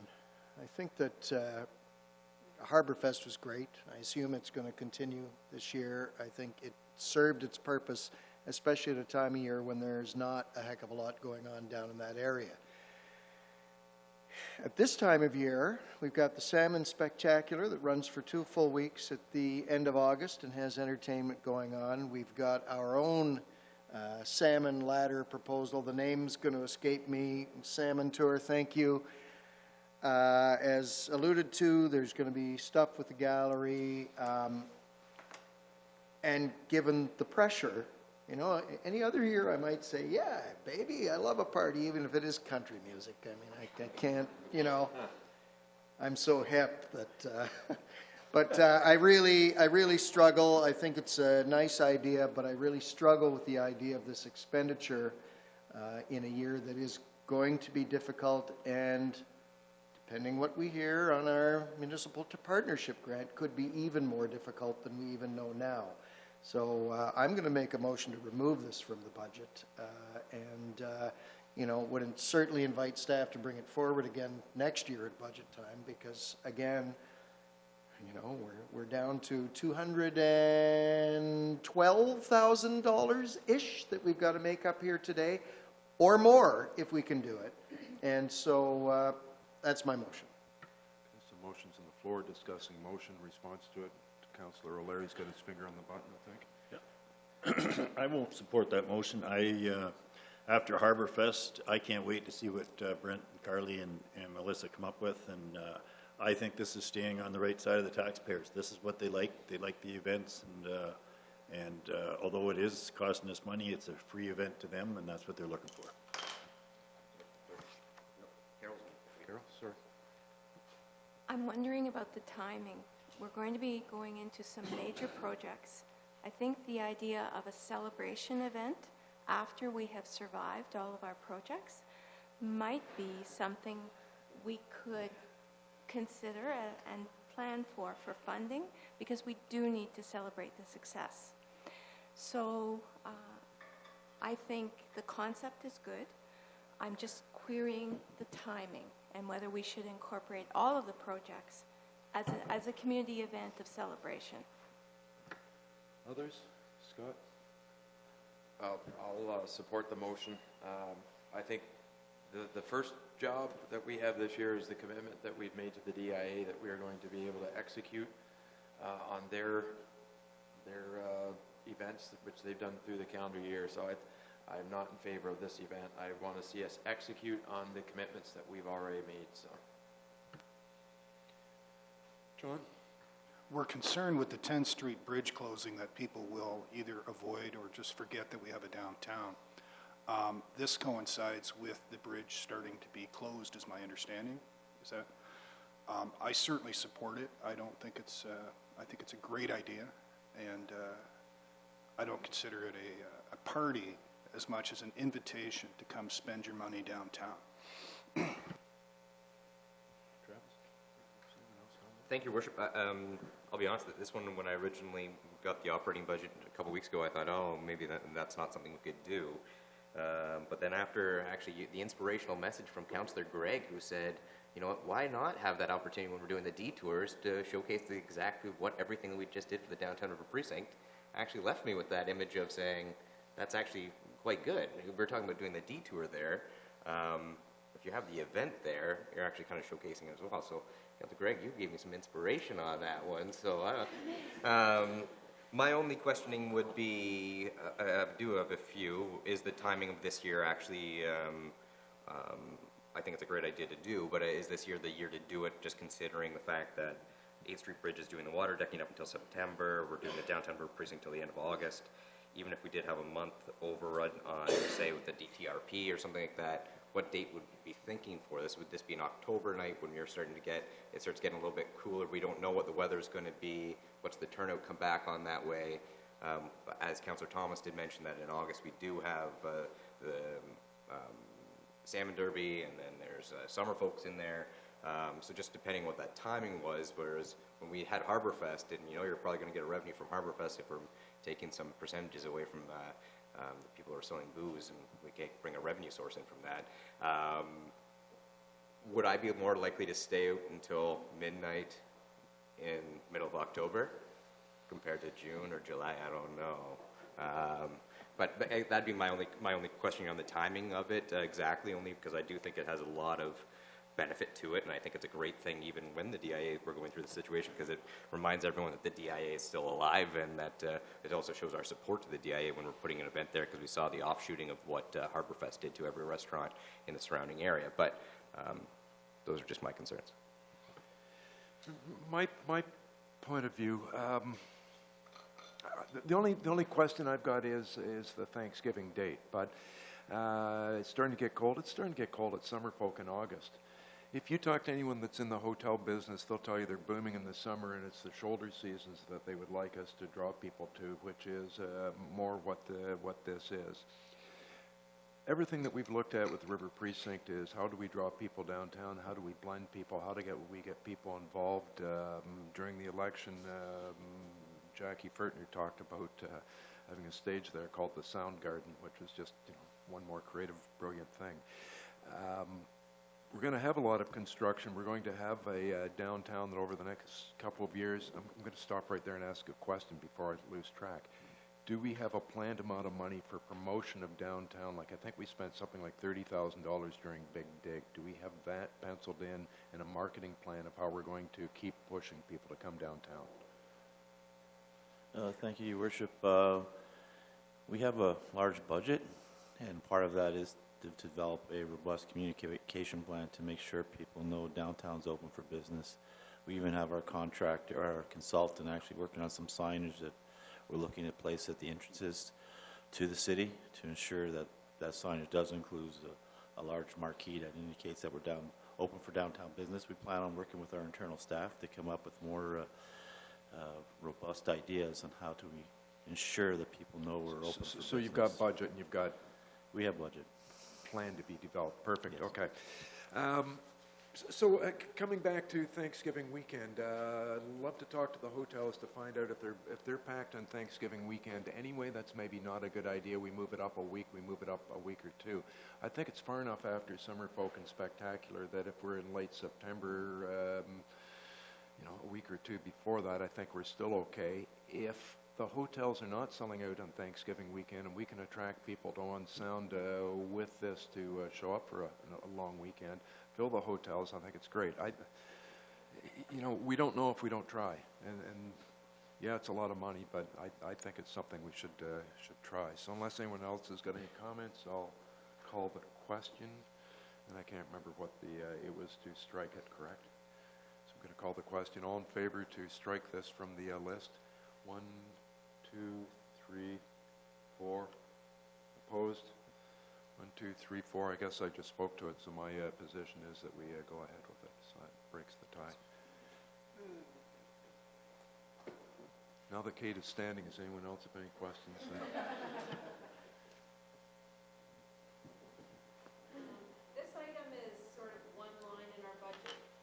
This item is one line in our budget, but there's several items that are driving the overall increase of $16,000. The first is to add $4,000 for landscape quality mulch to be used in the downtown core and marquee gardens. Staff previously used waste management generated by the city's forestry activities. This material was low quality, not uniform in color or particle size. Landscape quality mulch is preferred for use in the downtown core in planting beds and tree pods to create a more harmonized streetscape. $4,000 will purchase approximately 260 yards of mulch direct from the distributor, and that's 50% of what we would pay in the retail market. $7,000 of the total 16 is for rental of a vehicle from April to October to support our washroom cleaning, park inspection, and event support functions. Currently, there are park staff that are shuttled to and from job sites.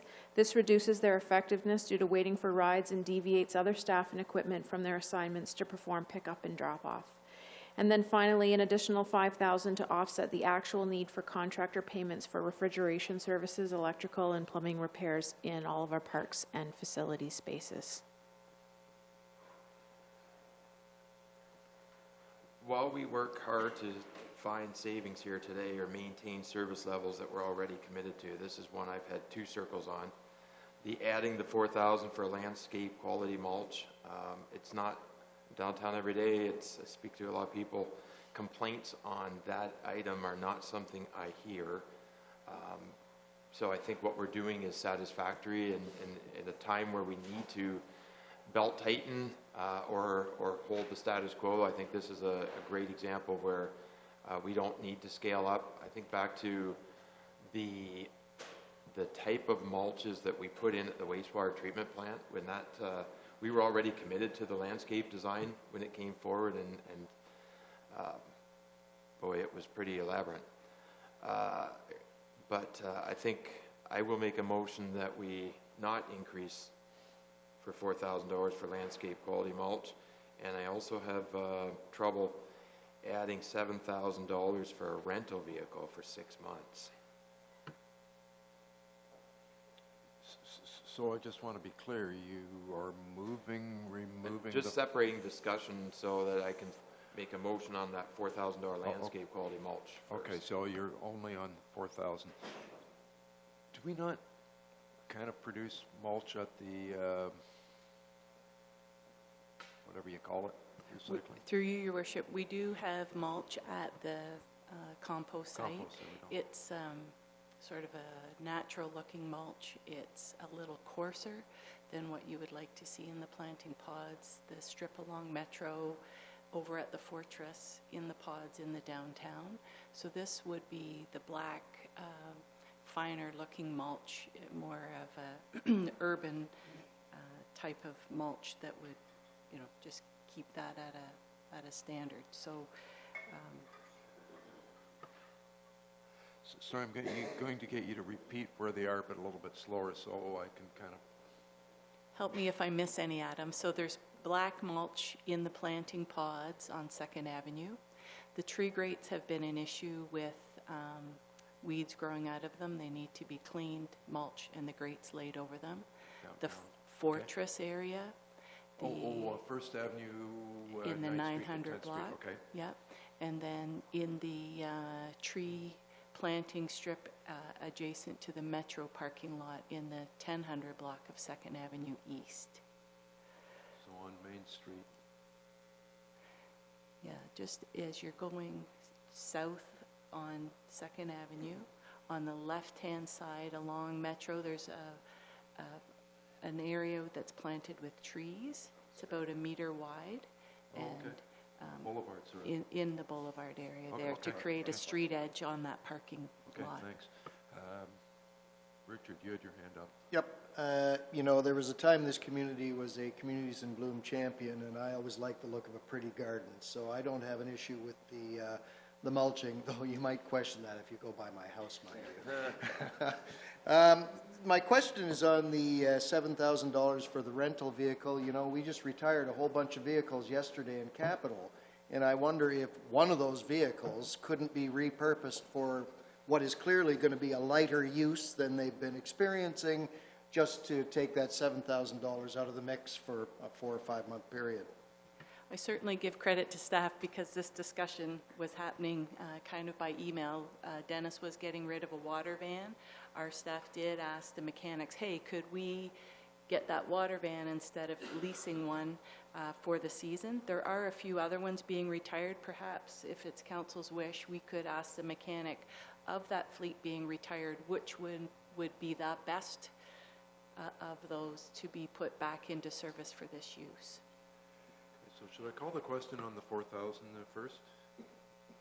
So Scott's motion is to eliminate the 4,000 for mulch. All in favor? 1, 2, 3, 4. You guys cut this out. So it's obviously 4, 4, 4 against, and I get to break the tie. I'm voting against the motion, so leaving the mulch in. Second motion. Second discussion. Run the truck. I don't mind making a motion to remove that $7,000 and direct staff to eye up one of the retiring vehicles to see if they can't deal with it in that way. And you know, I assume if the answer is no, or if it's going to exceed the 7,000 to keep it on the road, then you'll bring it back to us for further consideration. So the motion is to eye up. Delete the $7,000. Okay. Brian? Yeah, I would support that, but do we not lose the 7,000 by keeping a vehicle? Like, I'm just wondering if, On the resale. Kristen? If I can, and we have talked with Jeff Wallace, the Public Works Supervisor, through Dennis and the mechanics as well, is any vehicle that we look at, so we get rid of vehicles for a reason, their mileage, their condition, and that they're essentially money pits. If we're going to choose to keep one of them on and we select one to keep on for this purpose, then there will be a cost incurred with that as well. I can't say if it's $7,000 right now or not, but there will be a cost to keep a vehicle on the road. but we're not necessarily keeping it on the road, we're using it sparingly, correct? It would run for this crew that it's allotted for, it would run for probably 7 or 8 months a year. And then at that time, we would decide if we keep it on the road after that, or then it goes back for sale, or we take it off the road and then reintroduce it again next spring. Okay, I'll support the motion. So technically, we could keep the summer and salt at the end of the X number of months and do something next year if... We could, the other thing to mention with that as well, and Jeff will talk about that,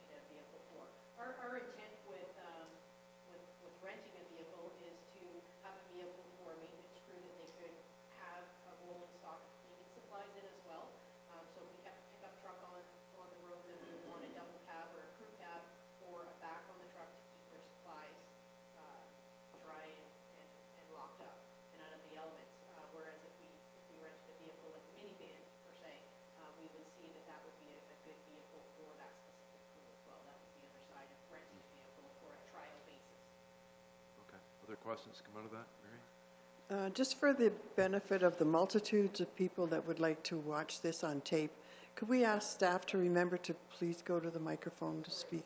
Thanks. Start over. Okay, any other questions? I'm going to call the motion on that. All in favor? Carried. Okay, anything else before we make Kate stand back up?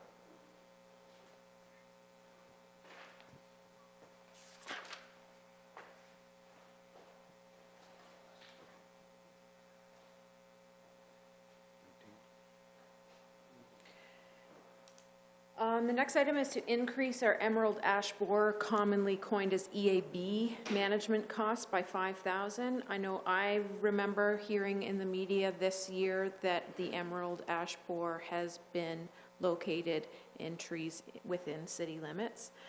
The increase is for strategic tree removal in response to the EAB infestation confirmed within city limits. Additional funds are required for removal and replacement of infected trees. The additional funds are to be used for contractor payments for removal of trees that are within 3 meters of hydro services and plant material to replace those strategic removals. The basic strategy is identified in the city's emerald ash borer management plan. Mary? Thank you. Do we partner with Grace Alba Conservation Authority on this? And if so, who does what parts? Through your worship, we did do monitoring together with Grace Alba, but in terms of the removal of the trees, I'm not sure they would have a licensed arborist that's qualified to work within 3 meters of those hydro lines. So we rely on a contractor to do that, as our staff aren't able to do that for health and safety reasons. So the additional costs are those contractors, and then purchasing additional trees that will replace these trees that are lost in the streetscape area. So the Conservation Authority continues to monitor and tell us where we have trees that, or are they only doing their own lands? They're doing their own lands. We partnered with them on a monitoring program where we had traps set, but they don't do any actual management within the city. Then we have our own staff that determine if there's an emerald ash borer in the trees? I believe last year it was MOE that came and met Adam. They looked at the tree that we thought was infested.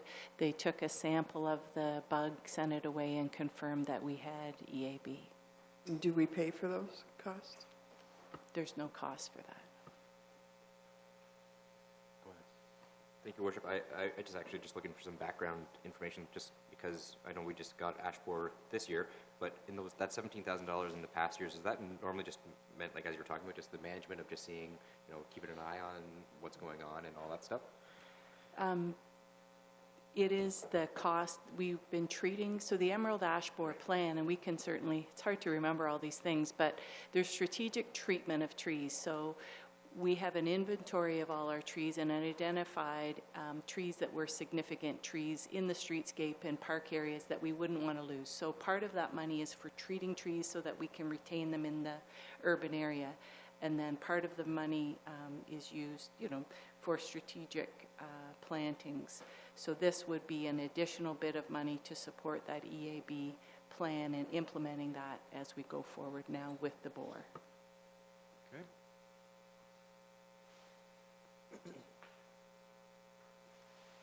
The next item is a decision that was made and approved during 2018 and is actually, I believe, nearing completion from what I hear, the electrical upgrade at the campground for the water and electricity. The plan was for any funds not carried forward or funded through another source that we would debenture that, and that this debenture payment will be partially offset by the increase in campground registration fees. The details of that report that council has approved are included in this sheet, but the estimated debenture at 3% over 10 years is $59,000. As I just spoke to, offsetting that increased debenture is an increase in campground revenue. There's been a 30% rate increase over the 3 years starting in 2018. A second increase is to be implemented in 2019, so that'll be year 2 of 3. And then this year-to-date rates and revenues have been provided, or historical rates and year-to-date revenues have been provided there. So we're increasing the budget for revenue from 200 to 240, and at the end of 2018, we actually did see revenues in around $220,000.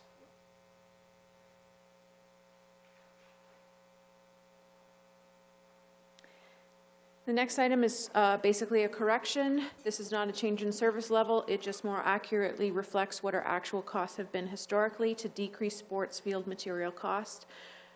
Typical items that are coded to this line are calcium treatment for the ball diamonds, lumber for bleachers, ball diamond surface material, sod, topsoil, fence repair parts, and field stripe for ball diamonds. And then the last item, this is considered a capital investment, but it is to increase the contribution to the cemetery fleet reserve by $5,000, and that's just to reflect our most up-to-date understanding of what replacement costs are for that cemetery fleet. We have not increased the size of the fleet. We just expect some of our replacement costs to be higher than they were when the fleet reserve was originally calculated. And that, oh. I did have a question on that. Our burials are they continuing to decrease significantly? I just wondered, numbers aren't changing. Okay, no need for right-sizing our fleet in any way here. I was just wondering, are we adapting to the current times? Through your worship, we can certainly give council the numbers. What we are seeing is sometimes a change in full-size burials versus cremations. As long as we continue to do full-size burials, you still need that equipment. We also do provide service, and Adam's just working on an update to the contract with a bump up in fees for the St. Mary's cemetery service that we provide them. Definitely to get a whole family into one plot. Mr. Burns? Before or after death? Can we take 10 minutes, Your Worship, and then we'll come back and get into facilities? I just had a couple questions pertaining to this whole department, if I could, just before we lapse. Couple quick questions, and I was also echo some of the comments earlier about good job on the revenue increase. It's, I think, quite significant, the drop in minor hockey numbers down to 485 from, they were just under 700 just a few years ago, and soccer also had a precipitous drop down from like 1,400 kids to about 800 and that. So to increase revenues is pretty attractive. We have a lot of people pay with credit cards, and we've got the accounting team in here right now. What's our gross in terms of revenue that payments by credit card, and what credit card rates are we absorbing right now? I will let Kate or somebody speak to that, but just to note, we do have a policy that says for minor sport groups, which is a large chunk of our revenue and also a fee that council subsidizes, no credit card payments are accepted for that group. But so then our gross is probably still fairly negligible that we're having to absorb. I can get you the exact number of credit card payments that we accept through our class booking system, but I was going to say similar to what Pam said. We have rules as to what we will accept credit card for because of that fee that we pay. It's roughly 3%, but it does vary depending on the card, and there's lots of things that affect what that fee is. You may also recall that we did bring forward that report to corporate services to use the Paymentus service, so that would allow certain groups, if they really want to use their credit card, they can do that, but the fees are then passed back to them. I just thinking there's various ways of chopping that commission rate back down, because I know in my business I'm somewhere around 1.75.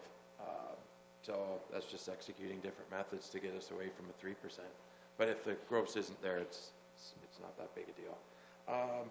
Just in one other discussion, it's not to part of, I mean, it's something to look at maybe this year, but last year, in speaking with some different municipalities about planning, and noting that Steve Clark is here tomorrow, and it was in our Gray Sawville documents for today, he is, and I've lost he's examining quite a considerable change in streamlining the Planning Act and taking inquiries. It's a document that's for us this afternoon. But when I spoke to Woodstock last year, I did find it intriguing that the municipality of Woodstock had uploaded to Oxford County planning, their planning needs or resources. And I'm not saying that that's definitely the way to go. There's maybe pros and cons to it. But what struck me is maybe it's something through this year that we should examine or look at. And I'm acknowledging I don't expect the county to pick up on every desire from a lower tier to absorb something. I'm still getting over the fact there's 12 people in the IT department, I think I heard yesterday. So it wouldn't be an expectation, but I think I would like to maybe know more information about why Woodstock did that, what has their experience been in doing it, and probably doing it so recognizing that the current Minister of Rural Affairs, I think he's made it very clear that he's putting a lot of effort into streamlining things. I'd love to continue this shortly after the break, if we can. So it's 5:02, so can we be 5 after, 10 minutes? Does that work? To try to lead you to is to say that I'm recommending we use that capital room to fund the requirement in the operating budget, but those are just two categories of costs that I've been tracking, so I'm showing them side by side. How you treat that at the end is council's decision. So we started with the requirement of 265, added the MRI, took out the winter control position, took out those winter control materials today. I've put these other two items off to the side. So the reserve contribution to the MADVAC, although yes, we wouldn't be making that $60,000 purchase, which would not impact our tax capital levy contribution because it was funded through reserves. So we wouldn't be making that reserve contribution to go back into the reserves to fund the purchase. There will still be a cost because we're going to have to hire people, more people to do that work. So I don't want to recognize that as a savings. The other item is the rental vehicle for $7,000. There will be a cost to maintaining an older vehicle as well. We don't know what it would be. So while there may be some savings, I'm not going to put that $7,000 back into the budget until we've had a chance to look at that. So that gets us to a balance of $220,000 that we're still aiming to find in order to get down to that 2.99%. And again, as has been pointed out, that doesn't cover any proposed change or estimated change in the OMPF. I know it's semantics, but I heard Councillor O'Leary say 2.9, not 2.99.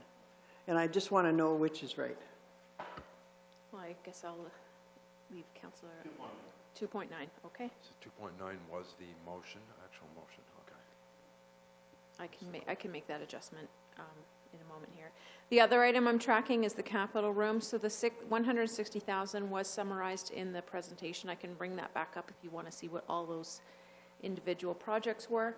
Then yesterday we removed the fire lockers at $12,000. And the original budget for the Timber MacArthur Park was $60,000. We elected to put half of that into a reserve and recognize the other $30,000 in that sort of space that's created in the capital budget currently.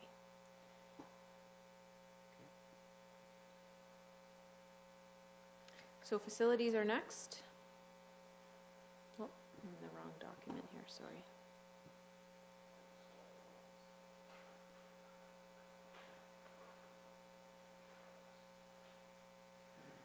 Overall, our net facilities budget is going up by just over $20,000, or I guess our net facilities tax burden is going up by just over $20,000.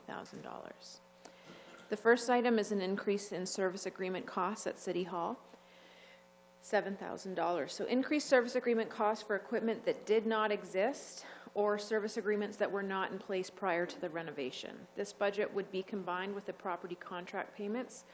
The warranty period will be in effect for 2019. Equipment that require service agreements at City Hall include the elevator, HVAC, the alarm system, fire suppression systems, floor mats, our janitorial contract, and the central filing system.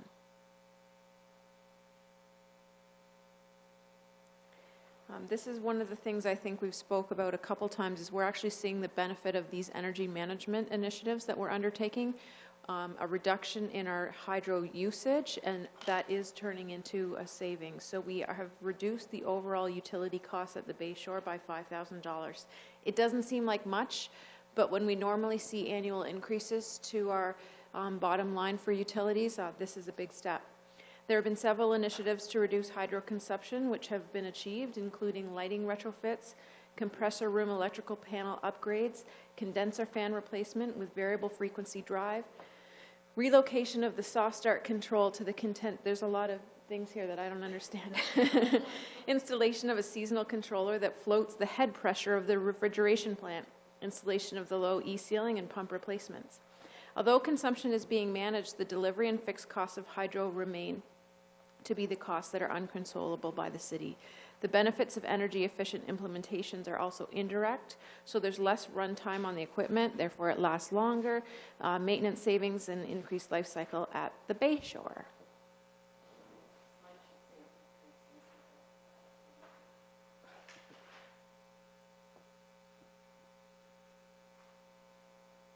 Yes, the overall title should be a decreased utilities cost, not an increase, you're right. So the detailed budgets were provided for your supplementary information. It's not my intention to go through those today. However, as you were reviewing them, you may have noticed this facility labor charge that was new, or there were some significant variances in individual departments. Much like we do for public works labor, water labor, they charge their time to the location that they're working. In previous years, we didn't budget that way, so we are going to now. So while you might see all of a sudden additional $40,000 in facilities labors coded to the parks facility, the actual net impact of this allocation to the bottom line of the budget as a whole is zero. And this is just representing, when you see those variances, to make sure you had an explanation if you were wondering what those are. We haven't increased the overall complement or wages outside of the approved increases that council has already authorized. The next item is a small change. It's to establish a repairs and maintenance budget for the Billy Bishop Museum, where we formerly have had none. I was with council when we toured that facility last year at some point, and they pointed out some of the items where they do need some assistance, and we have been falling behind on repairing and maintaining that building, which is actually owned by the city. This National Historic Site is a city-owned asset, historically repairs and maintenance capital project. So this is ongoing operating maintenance. This doesn't address major capital rehabilitation. Did we actually do anything to that building last year? Yeah. I'm just thinking through in my head. We did a few exterior renovations. We did some repointing. We did some roof repairs, chimney capping, repointing on the chimneys, more to the exterior. And then there was also a sump pump system installed that had broken down, and we had repaired that off the top of my head. So. Great, thanks. When we toured it was pretty bad, but good, thanks. Yeah. Just a quick comment too. Have we painted the flagpole out front? I know in the last couple of years it was in pretty dire condition. We have not done that. We have not completed that. I've met with the board there and their staff, and they have a long wish list of things that they would like to improve in that facility. So what we did is we took that list and we kind of divided it into what they would be responsible for, what the city would be responsible for, and then perhaps where there's partnerships that we can do. So some of these, this 2,500 would be things that the city is responsible for that we can help them with, and then there are other items that they would be responsible for. So one of those things when you mentioned the flagpole was one of the things that weren't really included in our lease agreement that they would be willing to do, but if their volunteers can't do that, then we could help out in a way. We also discussed perhaps just even purchasing a new flagpole that would be easier to maintain as well. So. Thank you, Worship. I would just note that if anyone hasn't been through that building, you should definitely take a city tour, and I think that would be a clear indication of what the importance of making sure that we maintain our facilities, because that building is in ugly shape when you look at how bad it is on that back stairwell. And that is where you see where the importance that we don't push off some capital projects. Right, and I believe that in our capital this year, we had requested funds in order to help out with some of those things, some of the interior damage that was caused from the outside.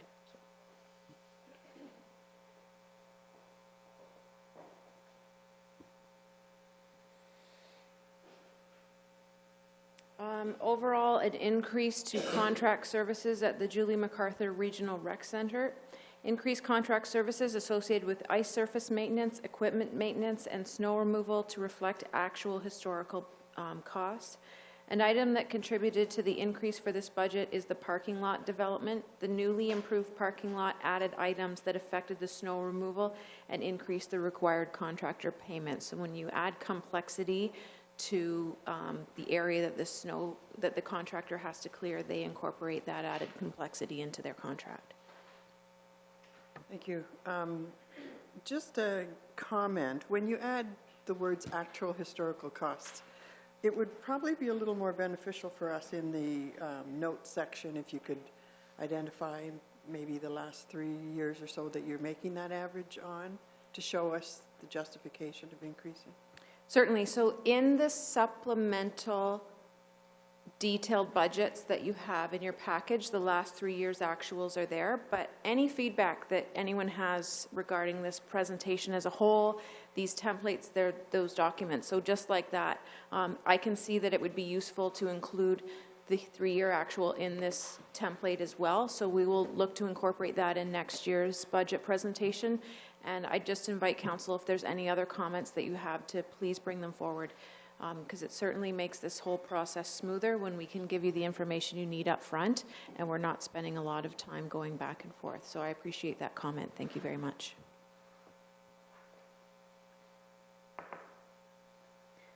The final item in this section is to increase the regional rec center wages. This is an impact of a change that was made in 2018. The duties of the full-time arena operators versus the part-time maintenance staff required clearly differentiated job duties, skills, abilities, and training requirements. This change ensured that the City of Owen Sound is compliant with legislation, and that legislation was equal pay for equal work, basically. It's not necessarily fair to pay someone less because they're part-time if they're doing the same work as a full-time staff employee. A staffing and schedule model was created to ensure the city has a full-time arena operator in the building at all times, and assistance will be provided by part-time employees. So at this point, those part-time employees are not doing the same work as the full-time employees. This allowed the city to hire one more full-time arena operator, and that sort of accomplished that. By bringing on one more full-time person, we were able to accomplish all of that work with full-time staff, and then the part-time staff is now supplementary staff, and they are paid fair wages for the work that they're doing. But overall, implementing that change required an increase to the budget of $12,000 on a net basis. So there's some savings in part-time, but a bit more spending in full-time.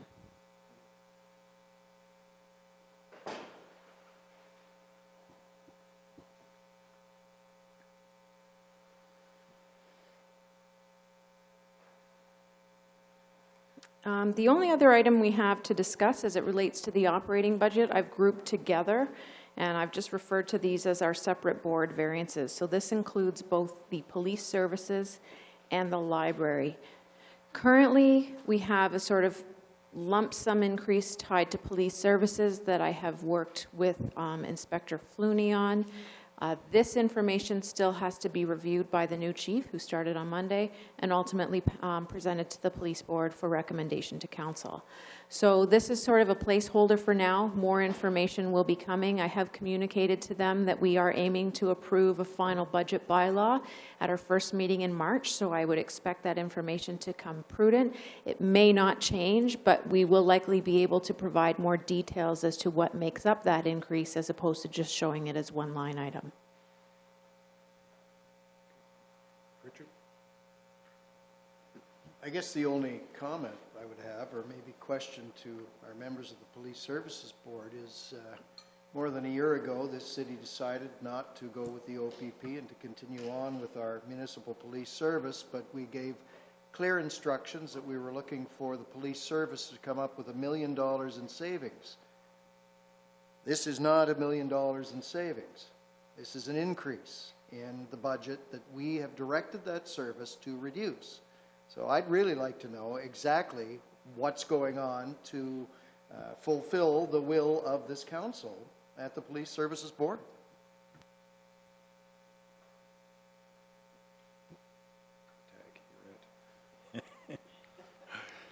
The savings from the service review at the police board are not in this budget.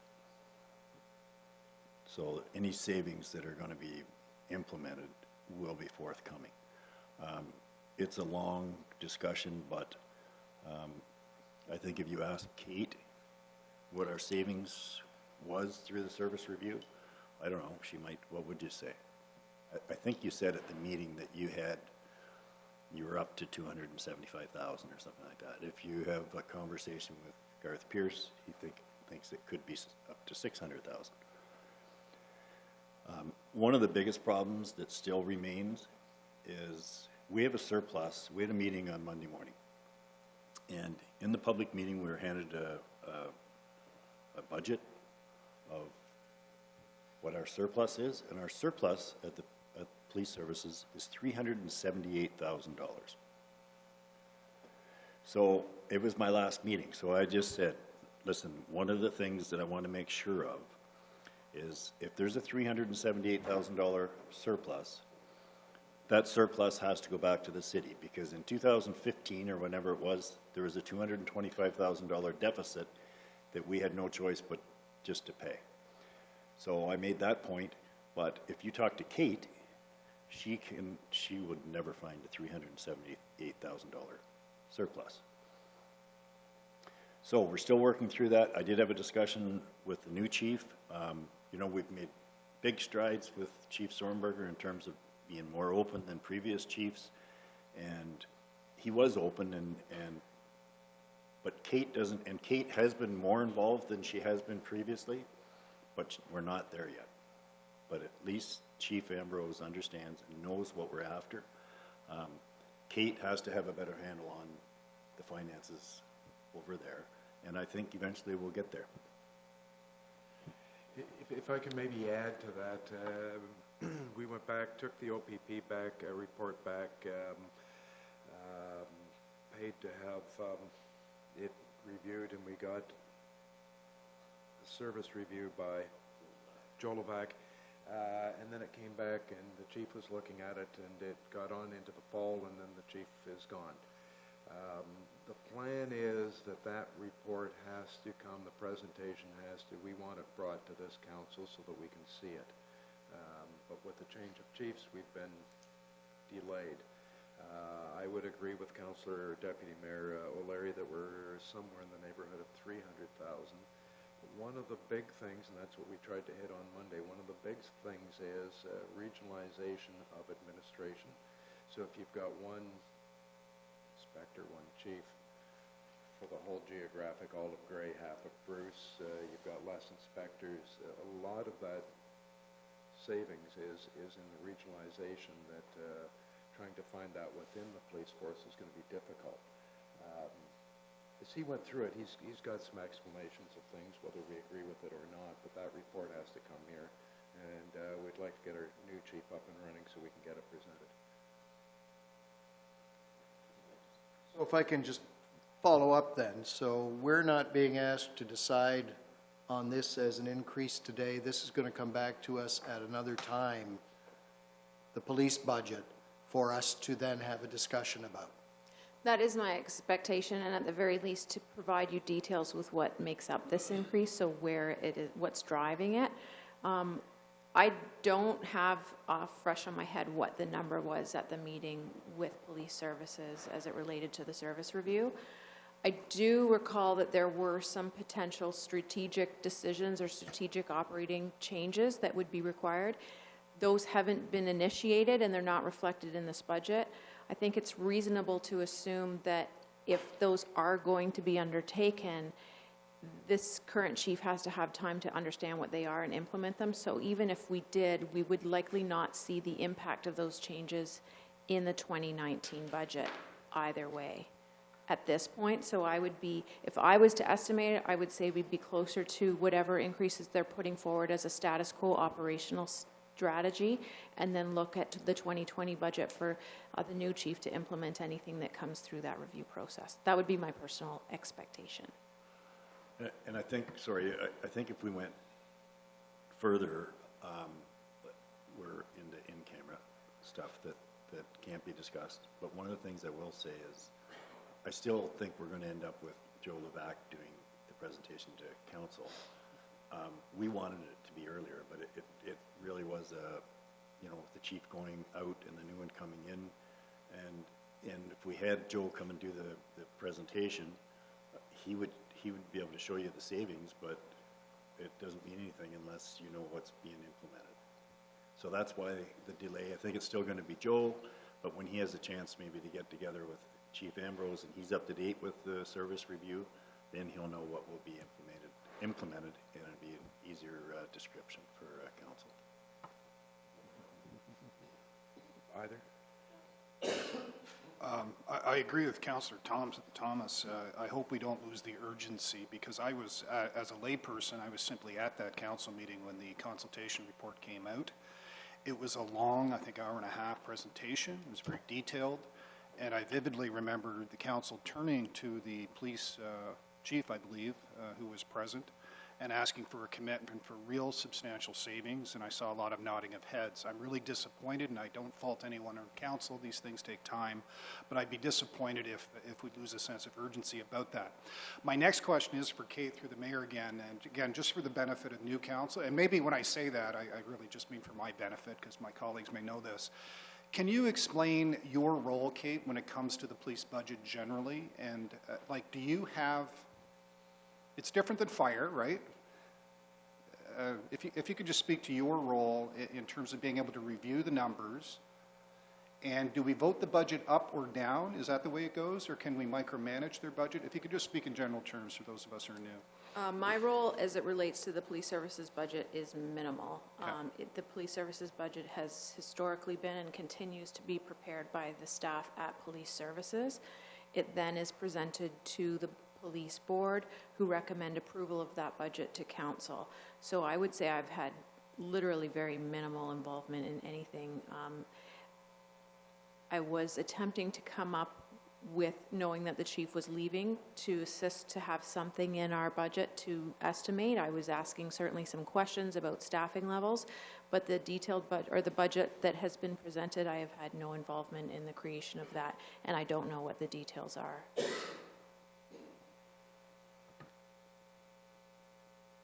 And with regard to Police Board of Separate Police Services Act, we've been told different things over the years here at the council, but it's, I think, safe to say that they present the budget to us and we either accept it or we don't, and if we don't accept it, we send it back. They have another look at it. I think you could go to a hearing to sort it out if you want to pay lawyers and go that far. I think is probably, that's accurate. And previously we were told all kinds of different things. Marion? My question is on the timing of this budget coming before council here, and I know police services likely is at their next meeting, which is in the last week of February, to review the budget once more. And you had mentioned February 11th and so on, and I just wanted to know timing on that coming here so that we can hopefully move things along a little quicker. I know the mayor will be away for that last police services meeting, and I'm hoping that that can be changed to accommodate an earlier review of that. It'd have to come up to the 11th, probably. Yeah, earlier review of the budget. So, just can you give me a timing? I'm not aware of their plans. I haven't actually even spoken to the new chief yet, but I will make sure that I do that following these meetings and make sure that we are sort of on the same page of what our expectations are and what they need as far as timing goes. It may be that we bring forward on the 11th, again, another somewhat refined lump sum, and that those details are presented at a later date. Because I know that the new chief has been working on budget with staff and so on, and perhaps the chair, but the board hasn't dealt with it yet. I just want to remind everyone, the chief just did start on Monday. We have to give him a little bit of time. And the second thing is, we're just nicely entering into negotiations with the association. So in the budget is an estimate of what the wage increase is going to be, and of course, we don't know what that is. Scott?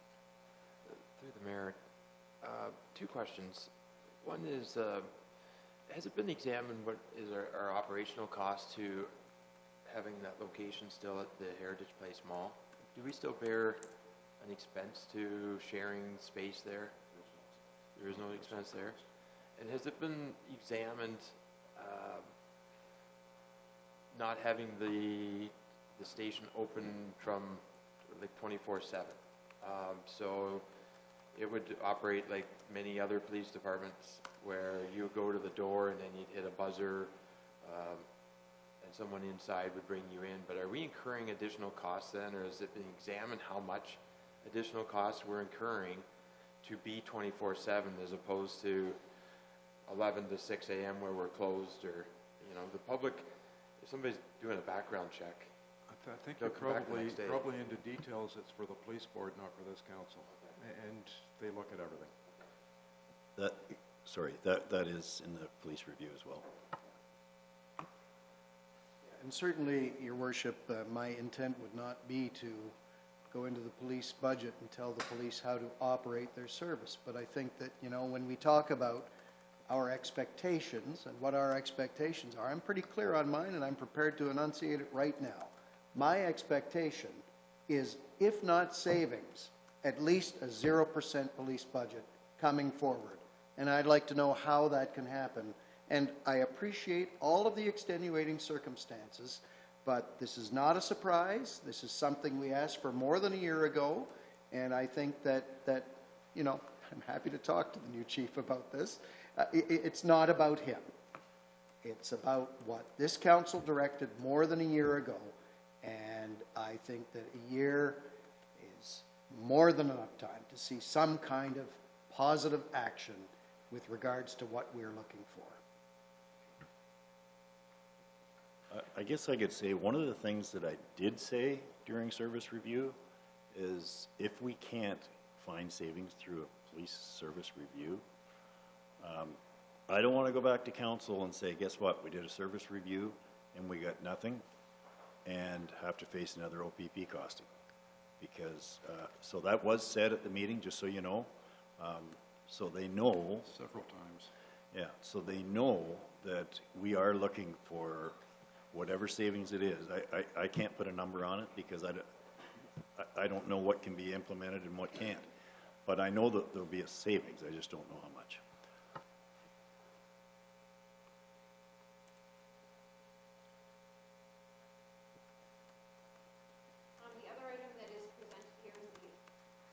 The other item that is presented here is the overall proposed 2019 budget for the library, including the levy that would be associated to the city of Owen Sound. My understanding is this budget was approved by the library board in November. So this is, it has gone through the approval of all the members of our Union Public Library, and it's brought forward to council. The overall increase in our total library budget is estimated at $27,000 after you factor in the $42,000 grant that the city receives.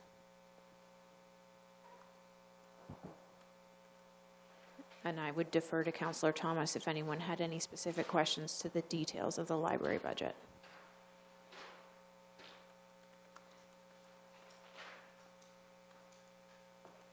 Seeing none, the one item we do have for police services is related to a health spending account. In 2017, the police board approved the creation of a healthcare spending account. It's a benefit for retired employees. The maximum benefit is $2,500 per year for eligible retirees and allows for 100% reimbursement of eligible medical and dental expenses from 65 to 75.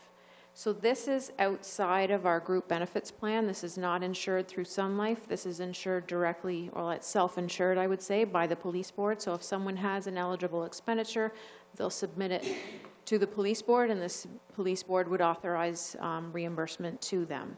In 2019, 2 retirees qualify for the program, and as I just said, it is self-insured. So that represents the maximum amount that would be payable to those 2 qualified employees. As it is a new program, we would expect to see more people qualify over time as people retire, they are eligible for this program. It's not for people that retired prior to 2017.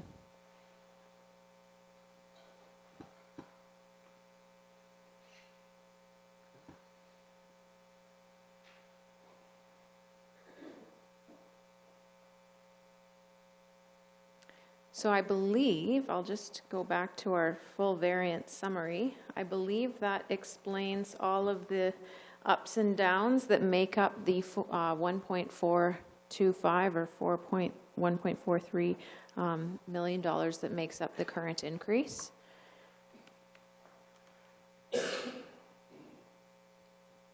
I had provided to council in my original presentation, as well as in the introductory document, some options that you may want to explore for reducing what that overall levy increase would be. But I think the remainder of today could be dedicated to having that discussion, and certainly we can take back any direction that you have. Go ahead. Thank you, Worship. Now, I may just be slow, but I know we talked about we have water rates and we have wastewater rates, and we can't mix the 2 budgets because they're 2 separately. We do know that we have, we're going to be facing a 6.5% increase on wastewater-ish. Ish. Now, with our water rates, we're doing quite well in it. I know it's probably not a practice we ever like to look at, but would we ever be able to lower our water rates? You know, we're planning to go into it at 0. Is it make sense to potentially lower the water rate, knowing that we're going to have such an increase on our wastewater? I wouldn't recommend reducing your rates. Certainly, the wastewater rates are a surcharge on water, and not all of our water customers pay wastewater. So if you're reducing those rates on water, you could potentially be reducing, for some customers, it's not impacting a wastewater charge at all, specifically our ratepayers or water ratepayers that live outside of city limits. I haven't done a lot of work for this budget on what the water rate or wastewater rates increases will be. That generally comes forward to Corporate Services Committee around the same time as our user fees and charges bylaw, which would be in April and May. I can refer back to the last rate study, and we are due for an update to that rate study. So we have a 5-year study that looks at our ongoing operating costs and planned capital. I believe it was done by Watson and Associates the last time. And they recommend, through that rate study, what the increase should be over the next 5 years to water and wastewater. If my memory serves me, they recommended a 3% increase to both services. We have aimed to stay within that 3% increase to the bottom line of the bill, but rather than show any increase to water, we're showing the full increase to wastewater, but the net impact has been that 3% increase to the bottom line for anyone who pays for water and wastewater services. So we are still in line with that rate study. We are on schedule to update the rate study for the next 5 years, starting in 2019, and that will look more wholesomely at our overall operations and capital.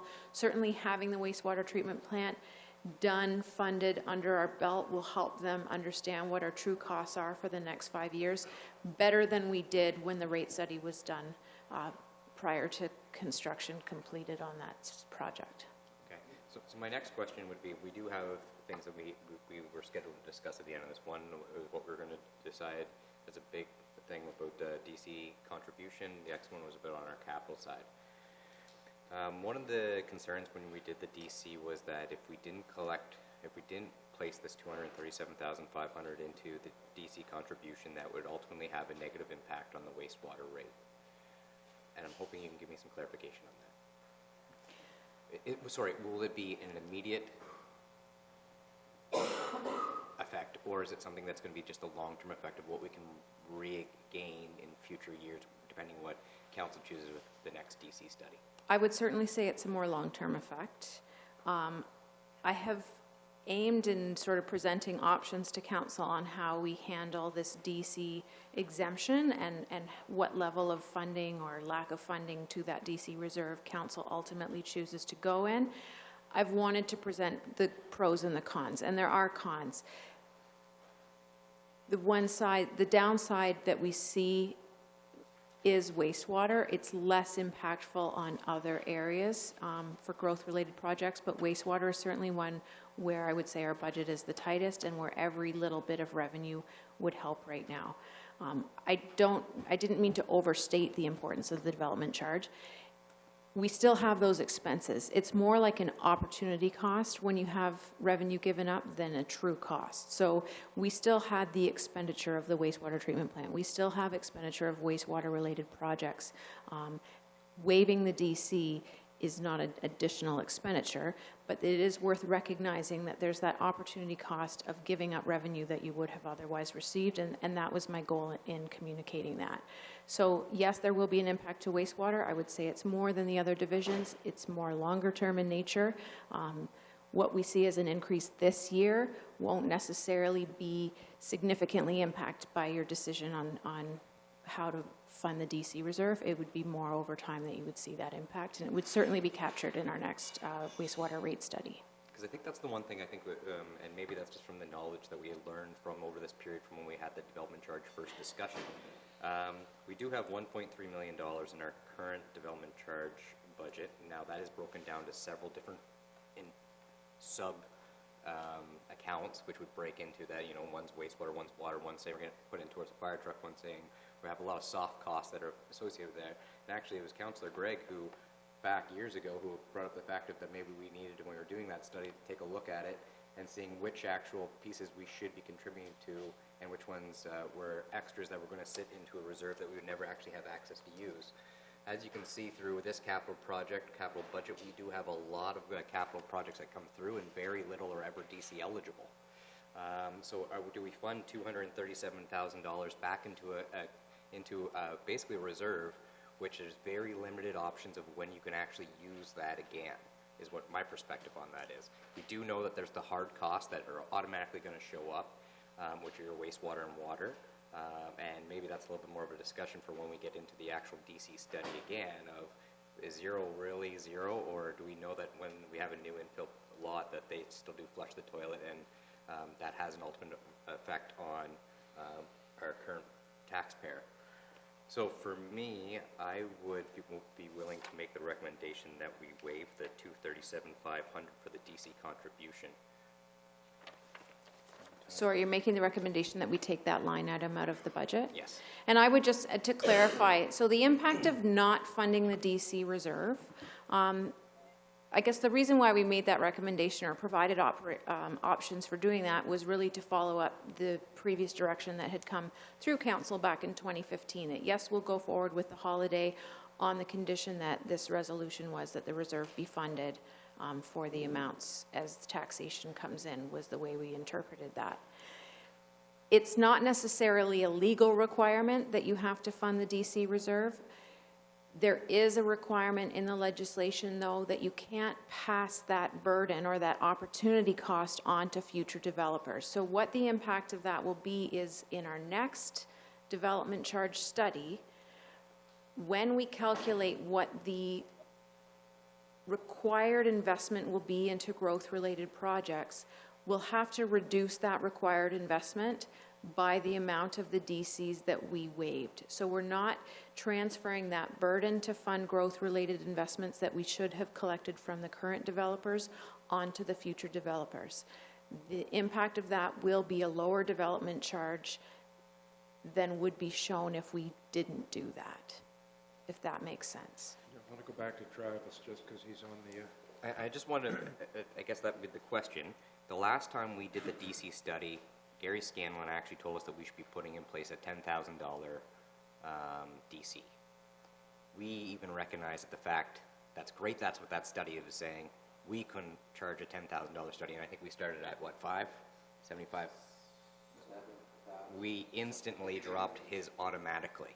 So even through the next study, and they say you can't do that again, that you have to lower your rate, that's probably not a huge impact on us because we probably would never charge the full rate of a DC allotment anyways, correct? That's correct. Unfortunately, I can't speak to a lot of detail as to how that development charge in the last study was calculated.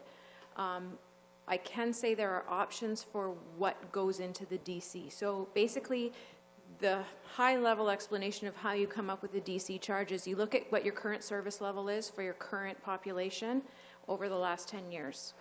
You have to maintain an average of that service level. So you can't enhance a service and make growth pay for an enhanced service. So first they figure out that way what your maximum development charge is. Then each department would be responsible for coming up with a list of planned growth-related capital activities using our estimated growth figures from the official plan. So if we understand that our population is estimated to grow by 5,000 people over the next 10 years, which projects will we have to undertake in order to facilitate and accommodate that growth at our existing service levels? They then take all of those projects and split them out and calculate what the DC would be in order for those new growth estimated properties to cover the cost of those services.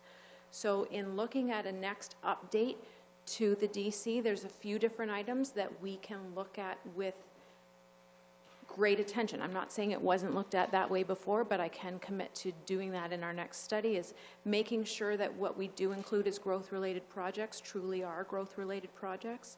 Perhaps assessing whether or not right off the top, do you want to fund, and I've just got up on your screen here, all the different envelopes that we collect DCs for currently. There's no requirement that you have to collect DCs for all of these envelopes. So you may choose to fund your hard services and perhaps just your indoor and outdoor recreation or transportation, and not necessarily collect DCs as they relate to storm sewers or something like that.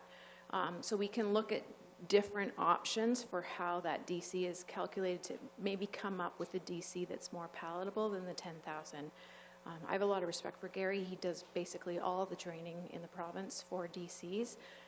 But he also does a lot of work for communities on that sort of, I call it the corridor, the pipeline, the 401, that are seeing such significant growth, and their need for DCs and their need for growth-related investment is slightly different than the city of Owen Sound. So maybe just keeping him in line with what our goal is and how we are slightly different than perhaps some of those communities that really want to maximize the DC to make sure that they have that, whereas our goals might be slightly different, our priorities might be slightly different. If I could, Your Worship, I believe we have to do a DC study when our bylaw tells us we have to. And Mr. Scanlon, or whoever we have come in to do it, is giving us what, through the proper study that they do throughout Ontario, what your maximum is. I think for the council of the day, the decision will be, that's wonderful. What will our community bear to continue? If you understand the whole DC policy, long-term, every ratepayer benefits through the DC ultimately. Absolutely they do. Council's decision will be, what can our ratepayers bear in the next few years to continue the growth we hope is coming, and then set that as your rate, not the maximum. But Mr. Scanlon or whoever that consultant is there to tell you what the maximum is you should be to make it most cost efficient for all ratepayers in the long term. Council's decision, same as we charge rates for the ice. We know to capture our full rates, we should have probably 3 times the rates we do. We know our community will not do that. We've set the rate where we can be competitive. I think that's the ultimate decision council will be asked to make. Kate, can you just tell us where we're at right now in terms of percentage? Like we were at 3.63. Can you do that right away or not? Yeah, no, I can do that.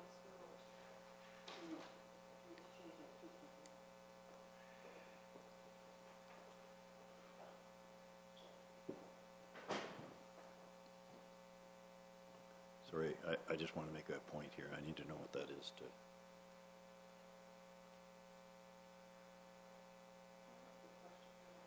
Yeah, just think if there's other things that Yeah, doesn't involve cable. just maybe even to the city manager, why is it that we wait until April to look at user fees, because revenue obviously affects our budget. So why are we not dealing with that at the same time?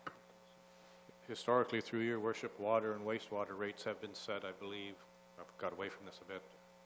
We just historically always have done it that way. Part of it is staff time to actually go through and understand all of these to make those presentations to you. We have a lot of time in this. Our other rates, again, it's just been historically.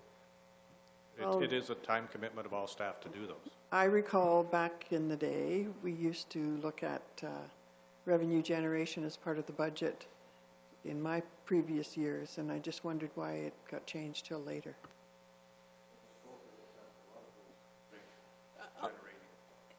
And we have done it in the fall, and I think this year, just with where budget fell, the plan is to do it in the spring. Many of our rates for facilities and parks, and that's, you know, about a little over $1 million in revenue, are set to run for often 3 years in that fees bylaw. So there'll be a current year, next year, and the next year. So while we'll still want to review them and tweak them, they are planned based on those earlier reports to have increases built into them. So Ball Diamonds, Harrison Park Campgrounds, those fees are in the bylaw going forward. They don't need to be reconfirmed. So they're budgeted for.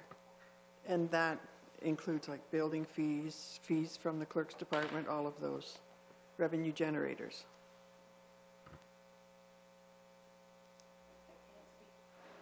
Through your worship, I can't speak to the clerk's fees, but I know we do have built-in in that bylaw several years. Most of them have 19 and 20 fees. I can speak a little bit to the clerk fees and even some of our fees that we charge through accounting and treasury for, say, tax certificates.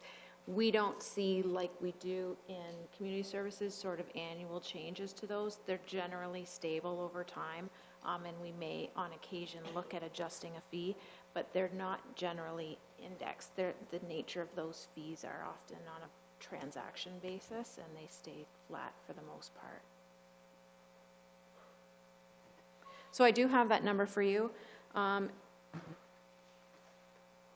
After recognizing the 70,000, so the winter control superintendent and the winter control materials, as well as adding 25,000 for the MRI, that brings us to a combined increase of 3.52%. If you wanted to get that down to 2.9, and I apologize, I was looking at 2.99 previously, we would need to find an additional, I believe, $250,000 will get us to 2.91. 250.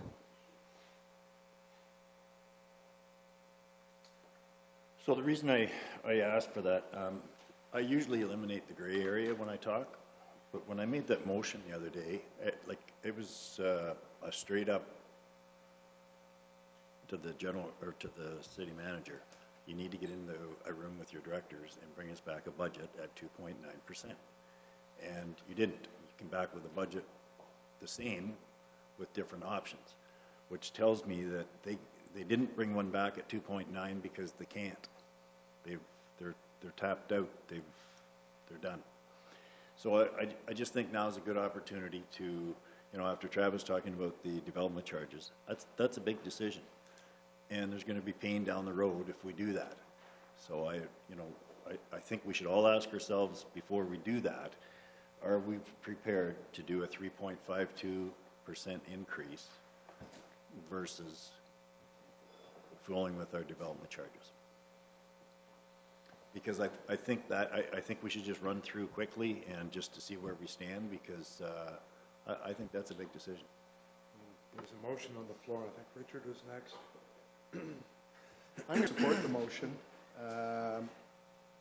You know, when we originally brought in the DC holiday, the goal was fairly simple and straightforward, I thought, and that was to kickstart the stagnated local economy and get things happening, you know, and sound. And I think we've seen on enough of the budget lines here today, growth-related increases in the money that we're earning, revenues that we're bringing in, that, you know, we can say, I can certainly say I think it was fairly successful, what we did. In terms of the DC, you know, I think it's right on to take a look at those DCs next year and really closely examine what we're charging money for. And I'll give you a great example. This year at the library, we spent a pile of money on the new roof. We're going to put in a new floor.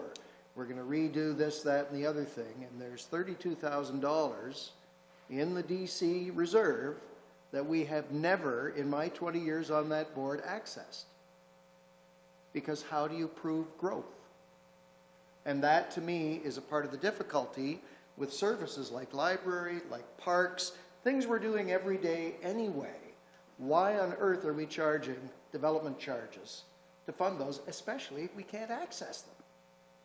Because we can't prove growth. So, and again, this is something, you know, when we originally came up with this whole plan as a council, and I know I was in there like a dirty shirt pushing this forward, it was in our second month as a council, and I knew a lot less about the DCs than I know now. And so let me just assure you all, it'll make sense eventually if you keep hammering at it. But I think next year we're going to have these charges come back up. And I think that as a council, it's incumbent on us to choose, if we're going to re-implement a charge, to choose a reasonable charge that we know will continue development in this community, but will address some of the things. And, you know, from my perspective, a growth-related charge is going to be, does it need a sewer, does it need water, does it need a road, does it need a sidewalk? That's it. You know, most of the rest of it is day-to-day business that we're doing anyway. So, you know, that's my take on that. I do support Travis's motion only because, you know, there is going to be a little pain in the long term, but I think in the short term, we've got a pretty serious problem here. In terms of our budget, we again know that the elephant in the room, the other elephant in the room, the bigger elephant in the room is the municipal partnership funding. And I don't know about the rest of you, but when I saw the $15 million cut to the Trillium Fund, to me that is shades of things to come. And I think that we're deluding ourselves if we're going to sit here and say that we're not in for a much bigger kick before this is all over. So that's just, I'd love to be proved wrong, but that's my gut feeling, and I learned a long time ago to trust my gut, especially when it came to what, you know, other less informed politicians are going to do. So it's going to go to Scott next. You had his hand up a while ago. Scott? Yeah, I echo pretty much everything Councillor Thomas has said. I mean, I spoke about this 4 years ago when we were doing the DC rate study about different items that were in there. We then passed the DC bylaw in February, I believe, of 14. Then we had the wastewater rate study in 15. Kind of always stuck with me that we had the bylaw, the holiday in place, and really there was not any acknowledgement in the wastewater rate study that came forward 1 month after, and it was done by the same company that did the DC rate study. So I've for 4 years had problems with the calculations, the numbers, just the consolidation of the data, and then how we're extending it out to residents in the community. And I agree. Most immediately, we have got to grow this community, and I maintain we can grow to 25,000 people, not hire one firefighter, not one police officer, not an engineer. Maybe we need one guy to drive a snowplow truck additional streets in the winter. But it's very minimal. We've got to grow, and we have to prevent high taxes and a high cost of living here as being the impediment to growing, because it remains so. And as long as we keep being inflated in accordance with our neighbors, people are going to continue building in the Shallow Lakes and the Meafords and the peripheral, the Chatsworth, the Kill sites. So I agree with the motion. It's a bit of sting, but it goes back 4 years to the whole calculation. Carol, next. Travis, would you mind saying what the motion is? There's been a lot of discussion and I need to understand the motion that's on the table. The motion would just be that we were removing that line item. So by doing that, we would be able to be at the 2.9% tax increase? Would be very close. I believe from what Ms. Allen had just noted is that we needed to get 250 and the DC contribution is 237.5. Thank you. Okay for now? Going this way? Marion? Just a quick little comment to echo the other councillors. I continually ask at different budget items, can this not be taken from development charges? And I continually get told no, because it's not gross related. So I certainly agree with all these sections that we are not able to take money out of.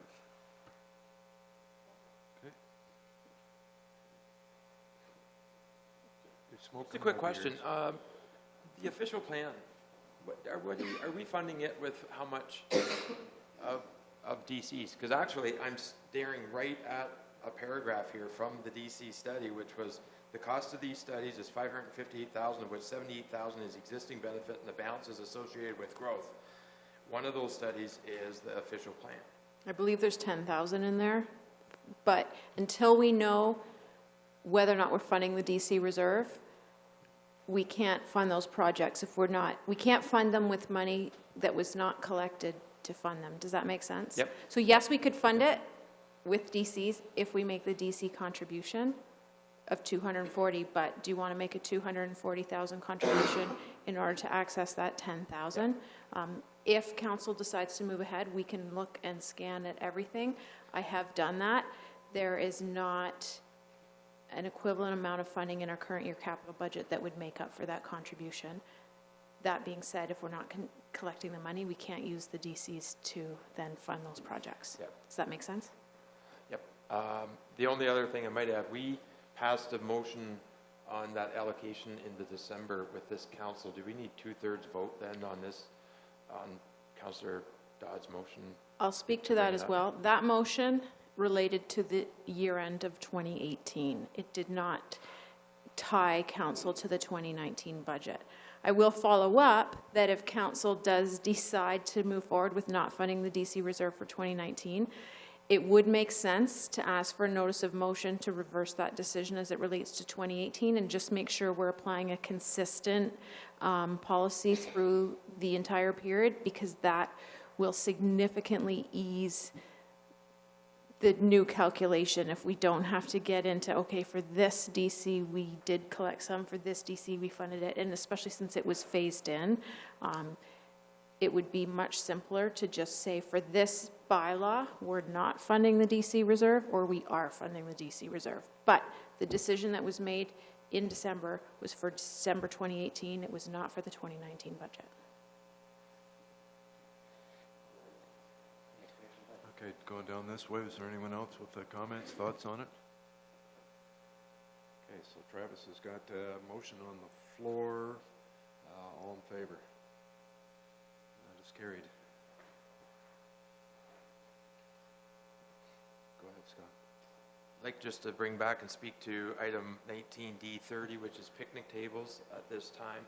I think we can consider reducing that $7,500 capital contribution to $2,500, and staff, we've been told staff can be reallocated because part of the $7,500 is materials and staff time, and during the year it would be interesting to have staff come back as to what is the market value if we just go to an economy of scale purchase on picnic tables instead of constructing them ourselves, because just in some light research, looks like you can get comparables off the market for less money.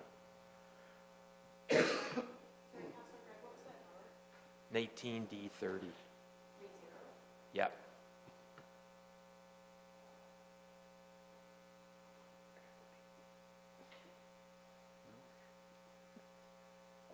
Unless they're holding you back. Any comments? No? Okay. So that was a motion? To remove 19D30. No, to reduce it To reduce it. 2,500. Okay, to remove 5,000. Okay. Discussion? Go ahead. Sorry. How do I say this?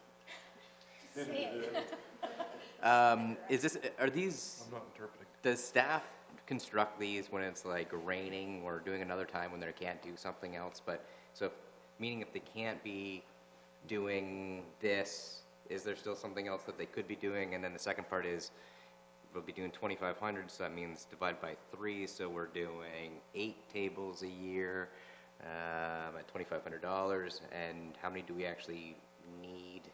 I don't know. I'm struggling here. We certainly can keep staff busy. This is the time of year when they're done clearing snow in the parks and doing other maintenance that they would use to do, you know, posts and build picnic tables. In terms of our overall inventory, Adam, you told me there was 303 picnic tables. So this would replace 8 of those. Anyways.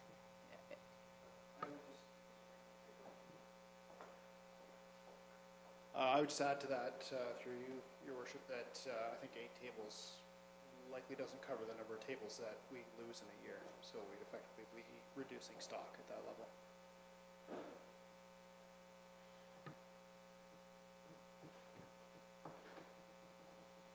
Further discussion? Okay, so I just had to contact my office there. So the motion is to reduce this from 7,500 to 2,500. Okay, all in favor? 1, 2, 3, 4. Opposed, obviously, 4. I'm going to oppose it based on Adam's comments, so that's defeated. Are we doing break or we? Kate, I think there's a desire to have a check the plumbing break. Yeah, for, let's have lunch. Lunch is here. It looks Oh. great. And we will wrap up right after lunch, but I expect we won't be here much longer after lunch.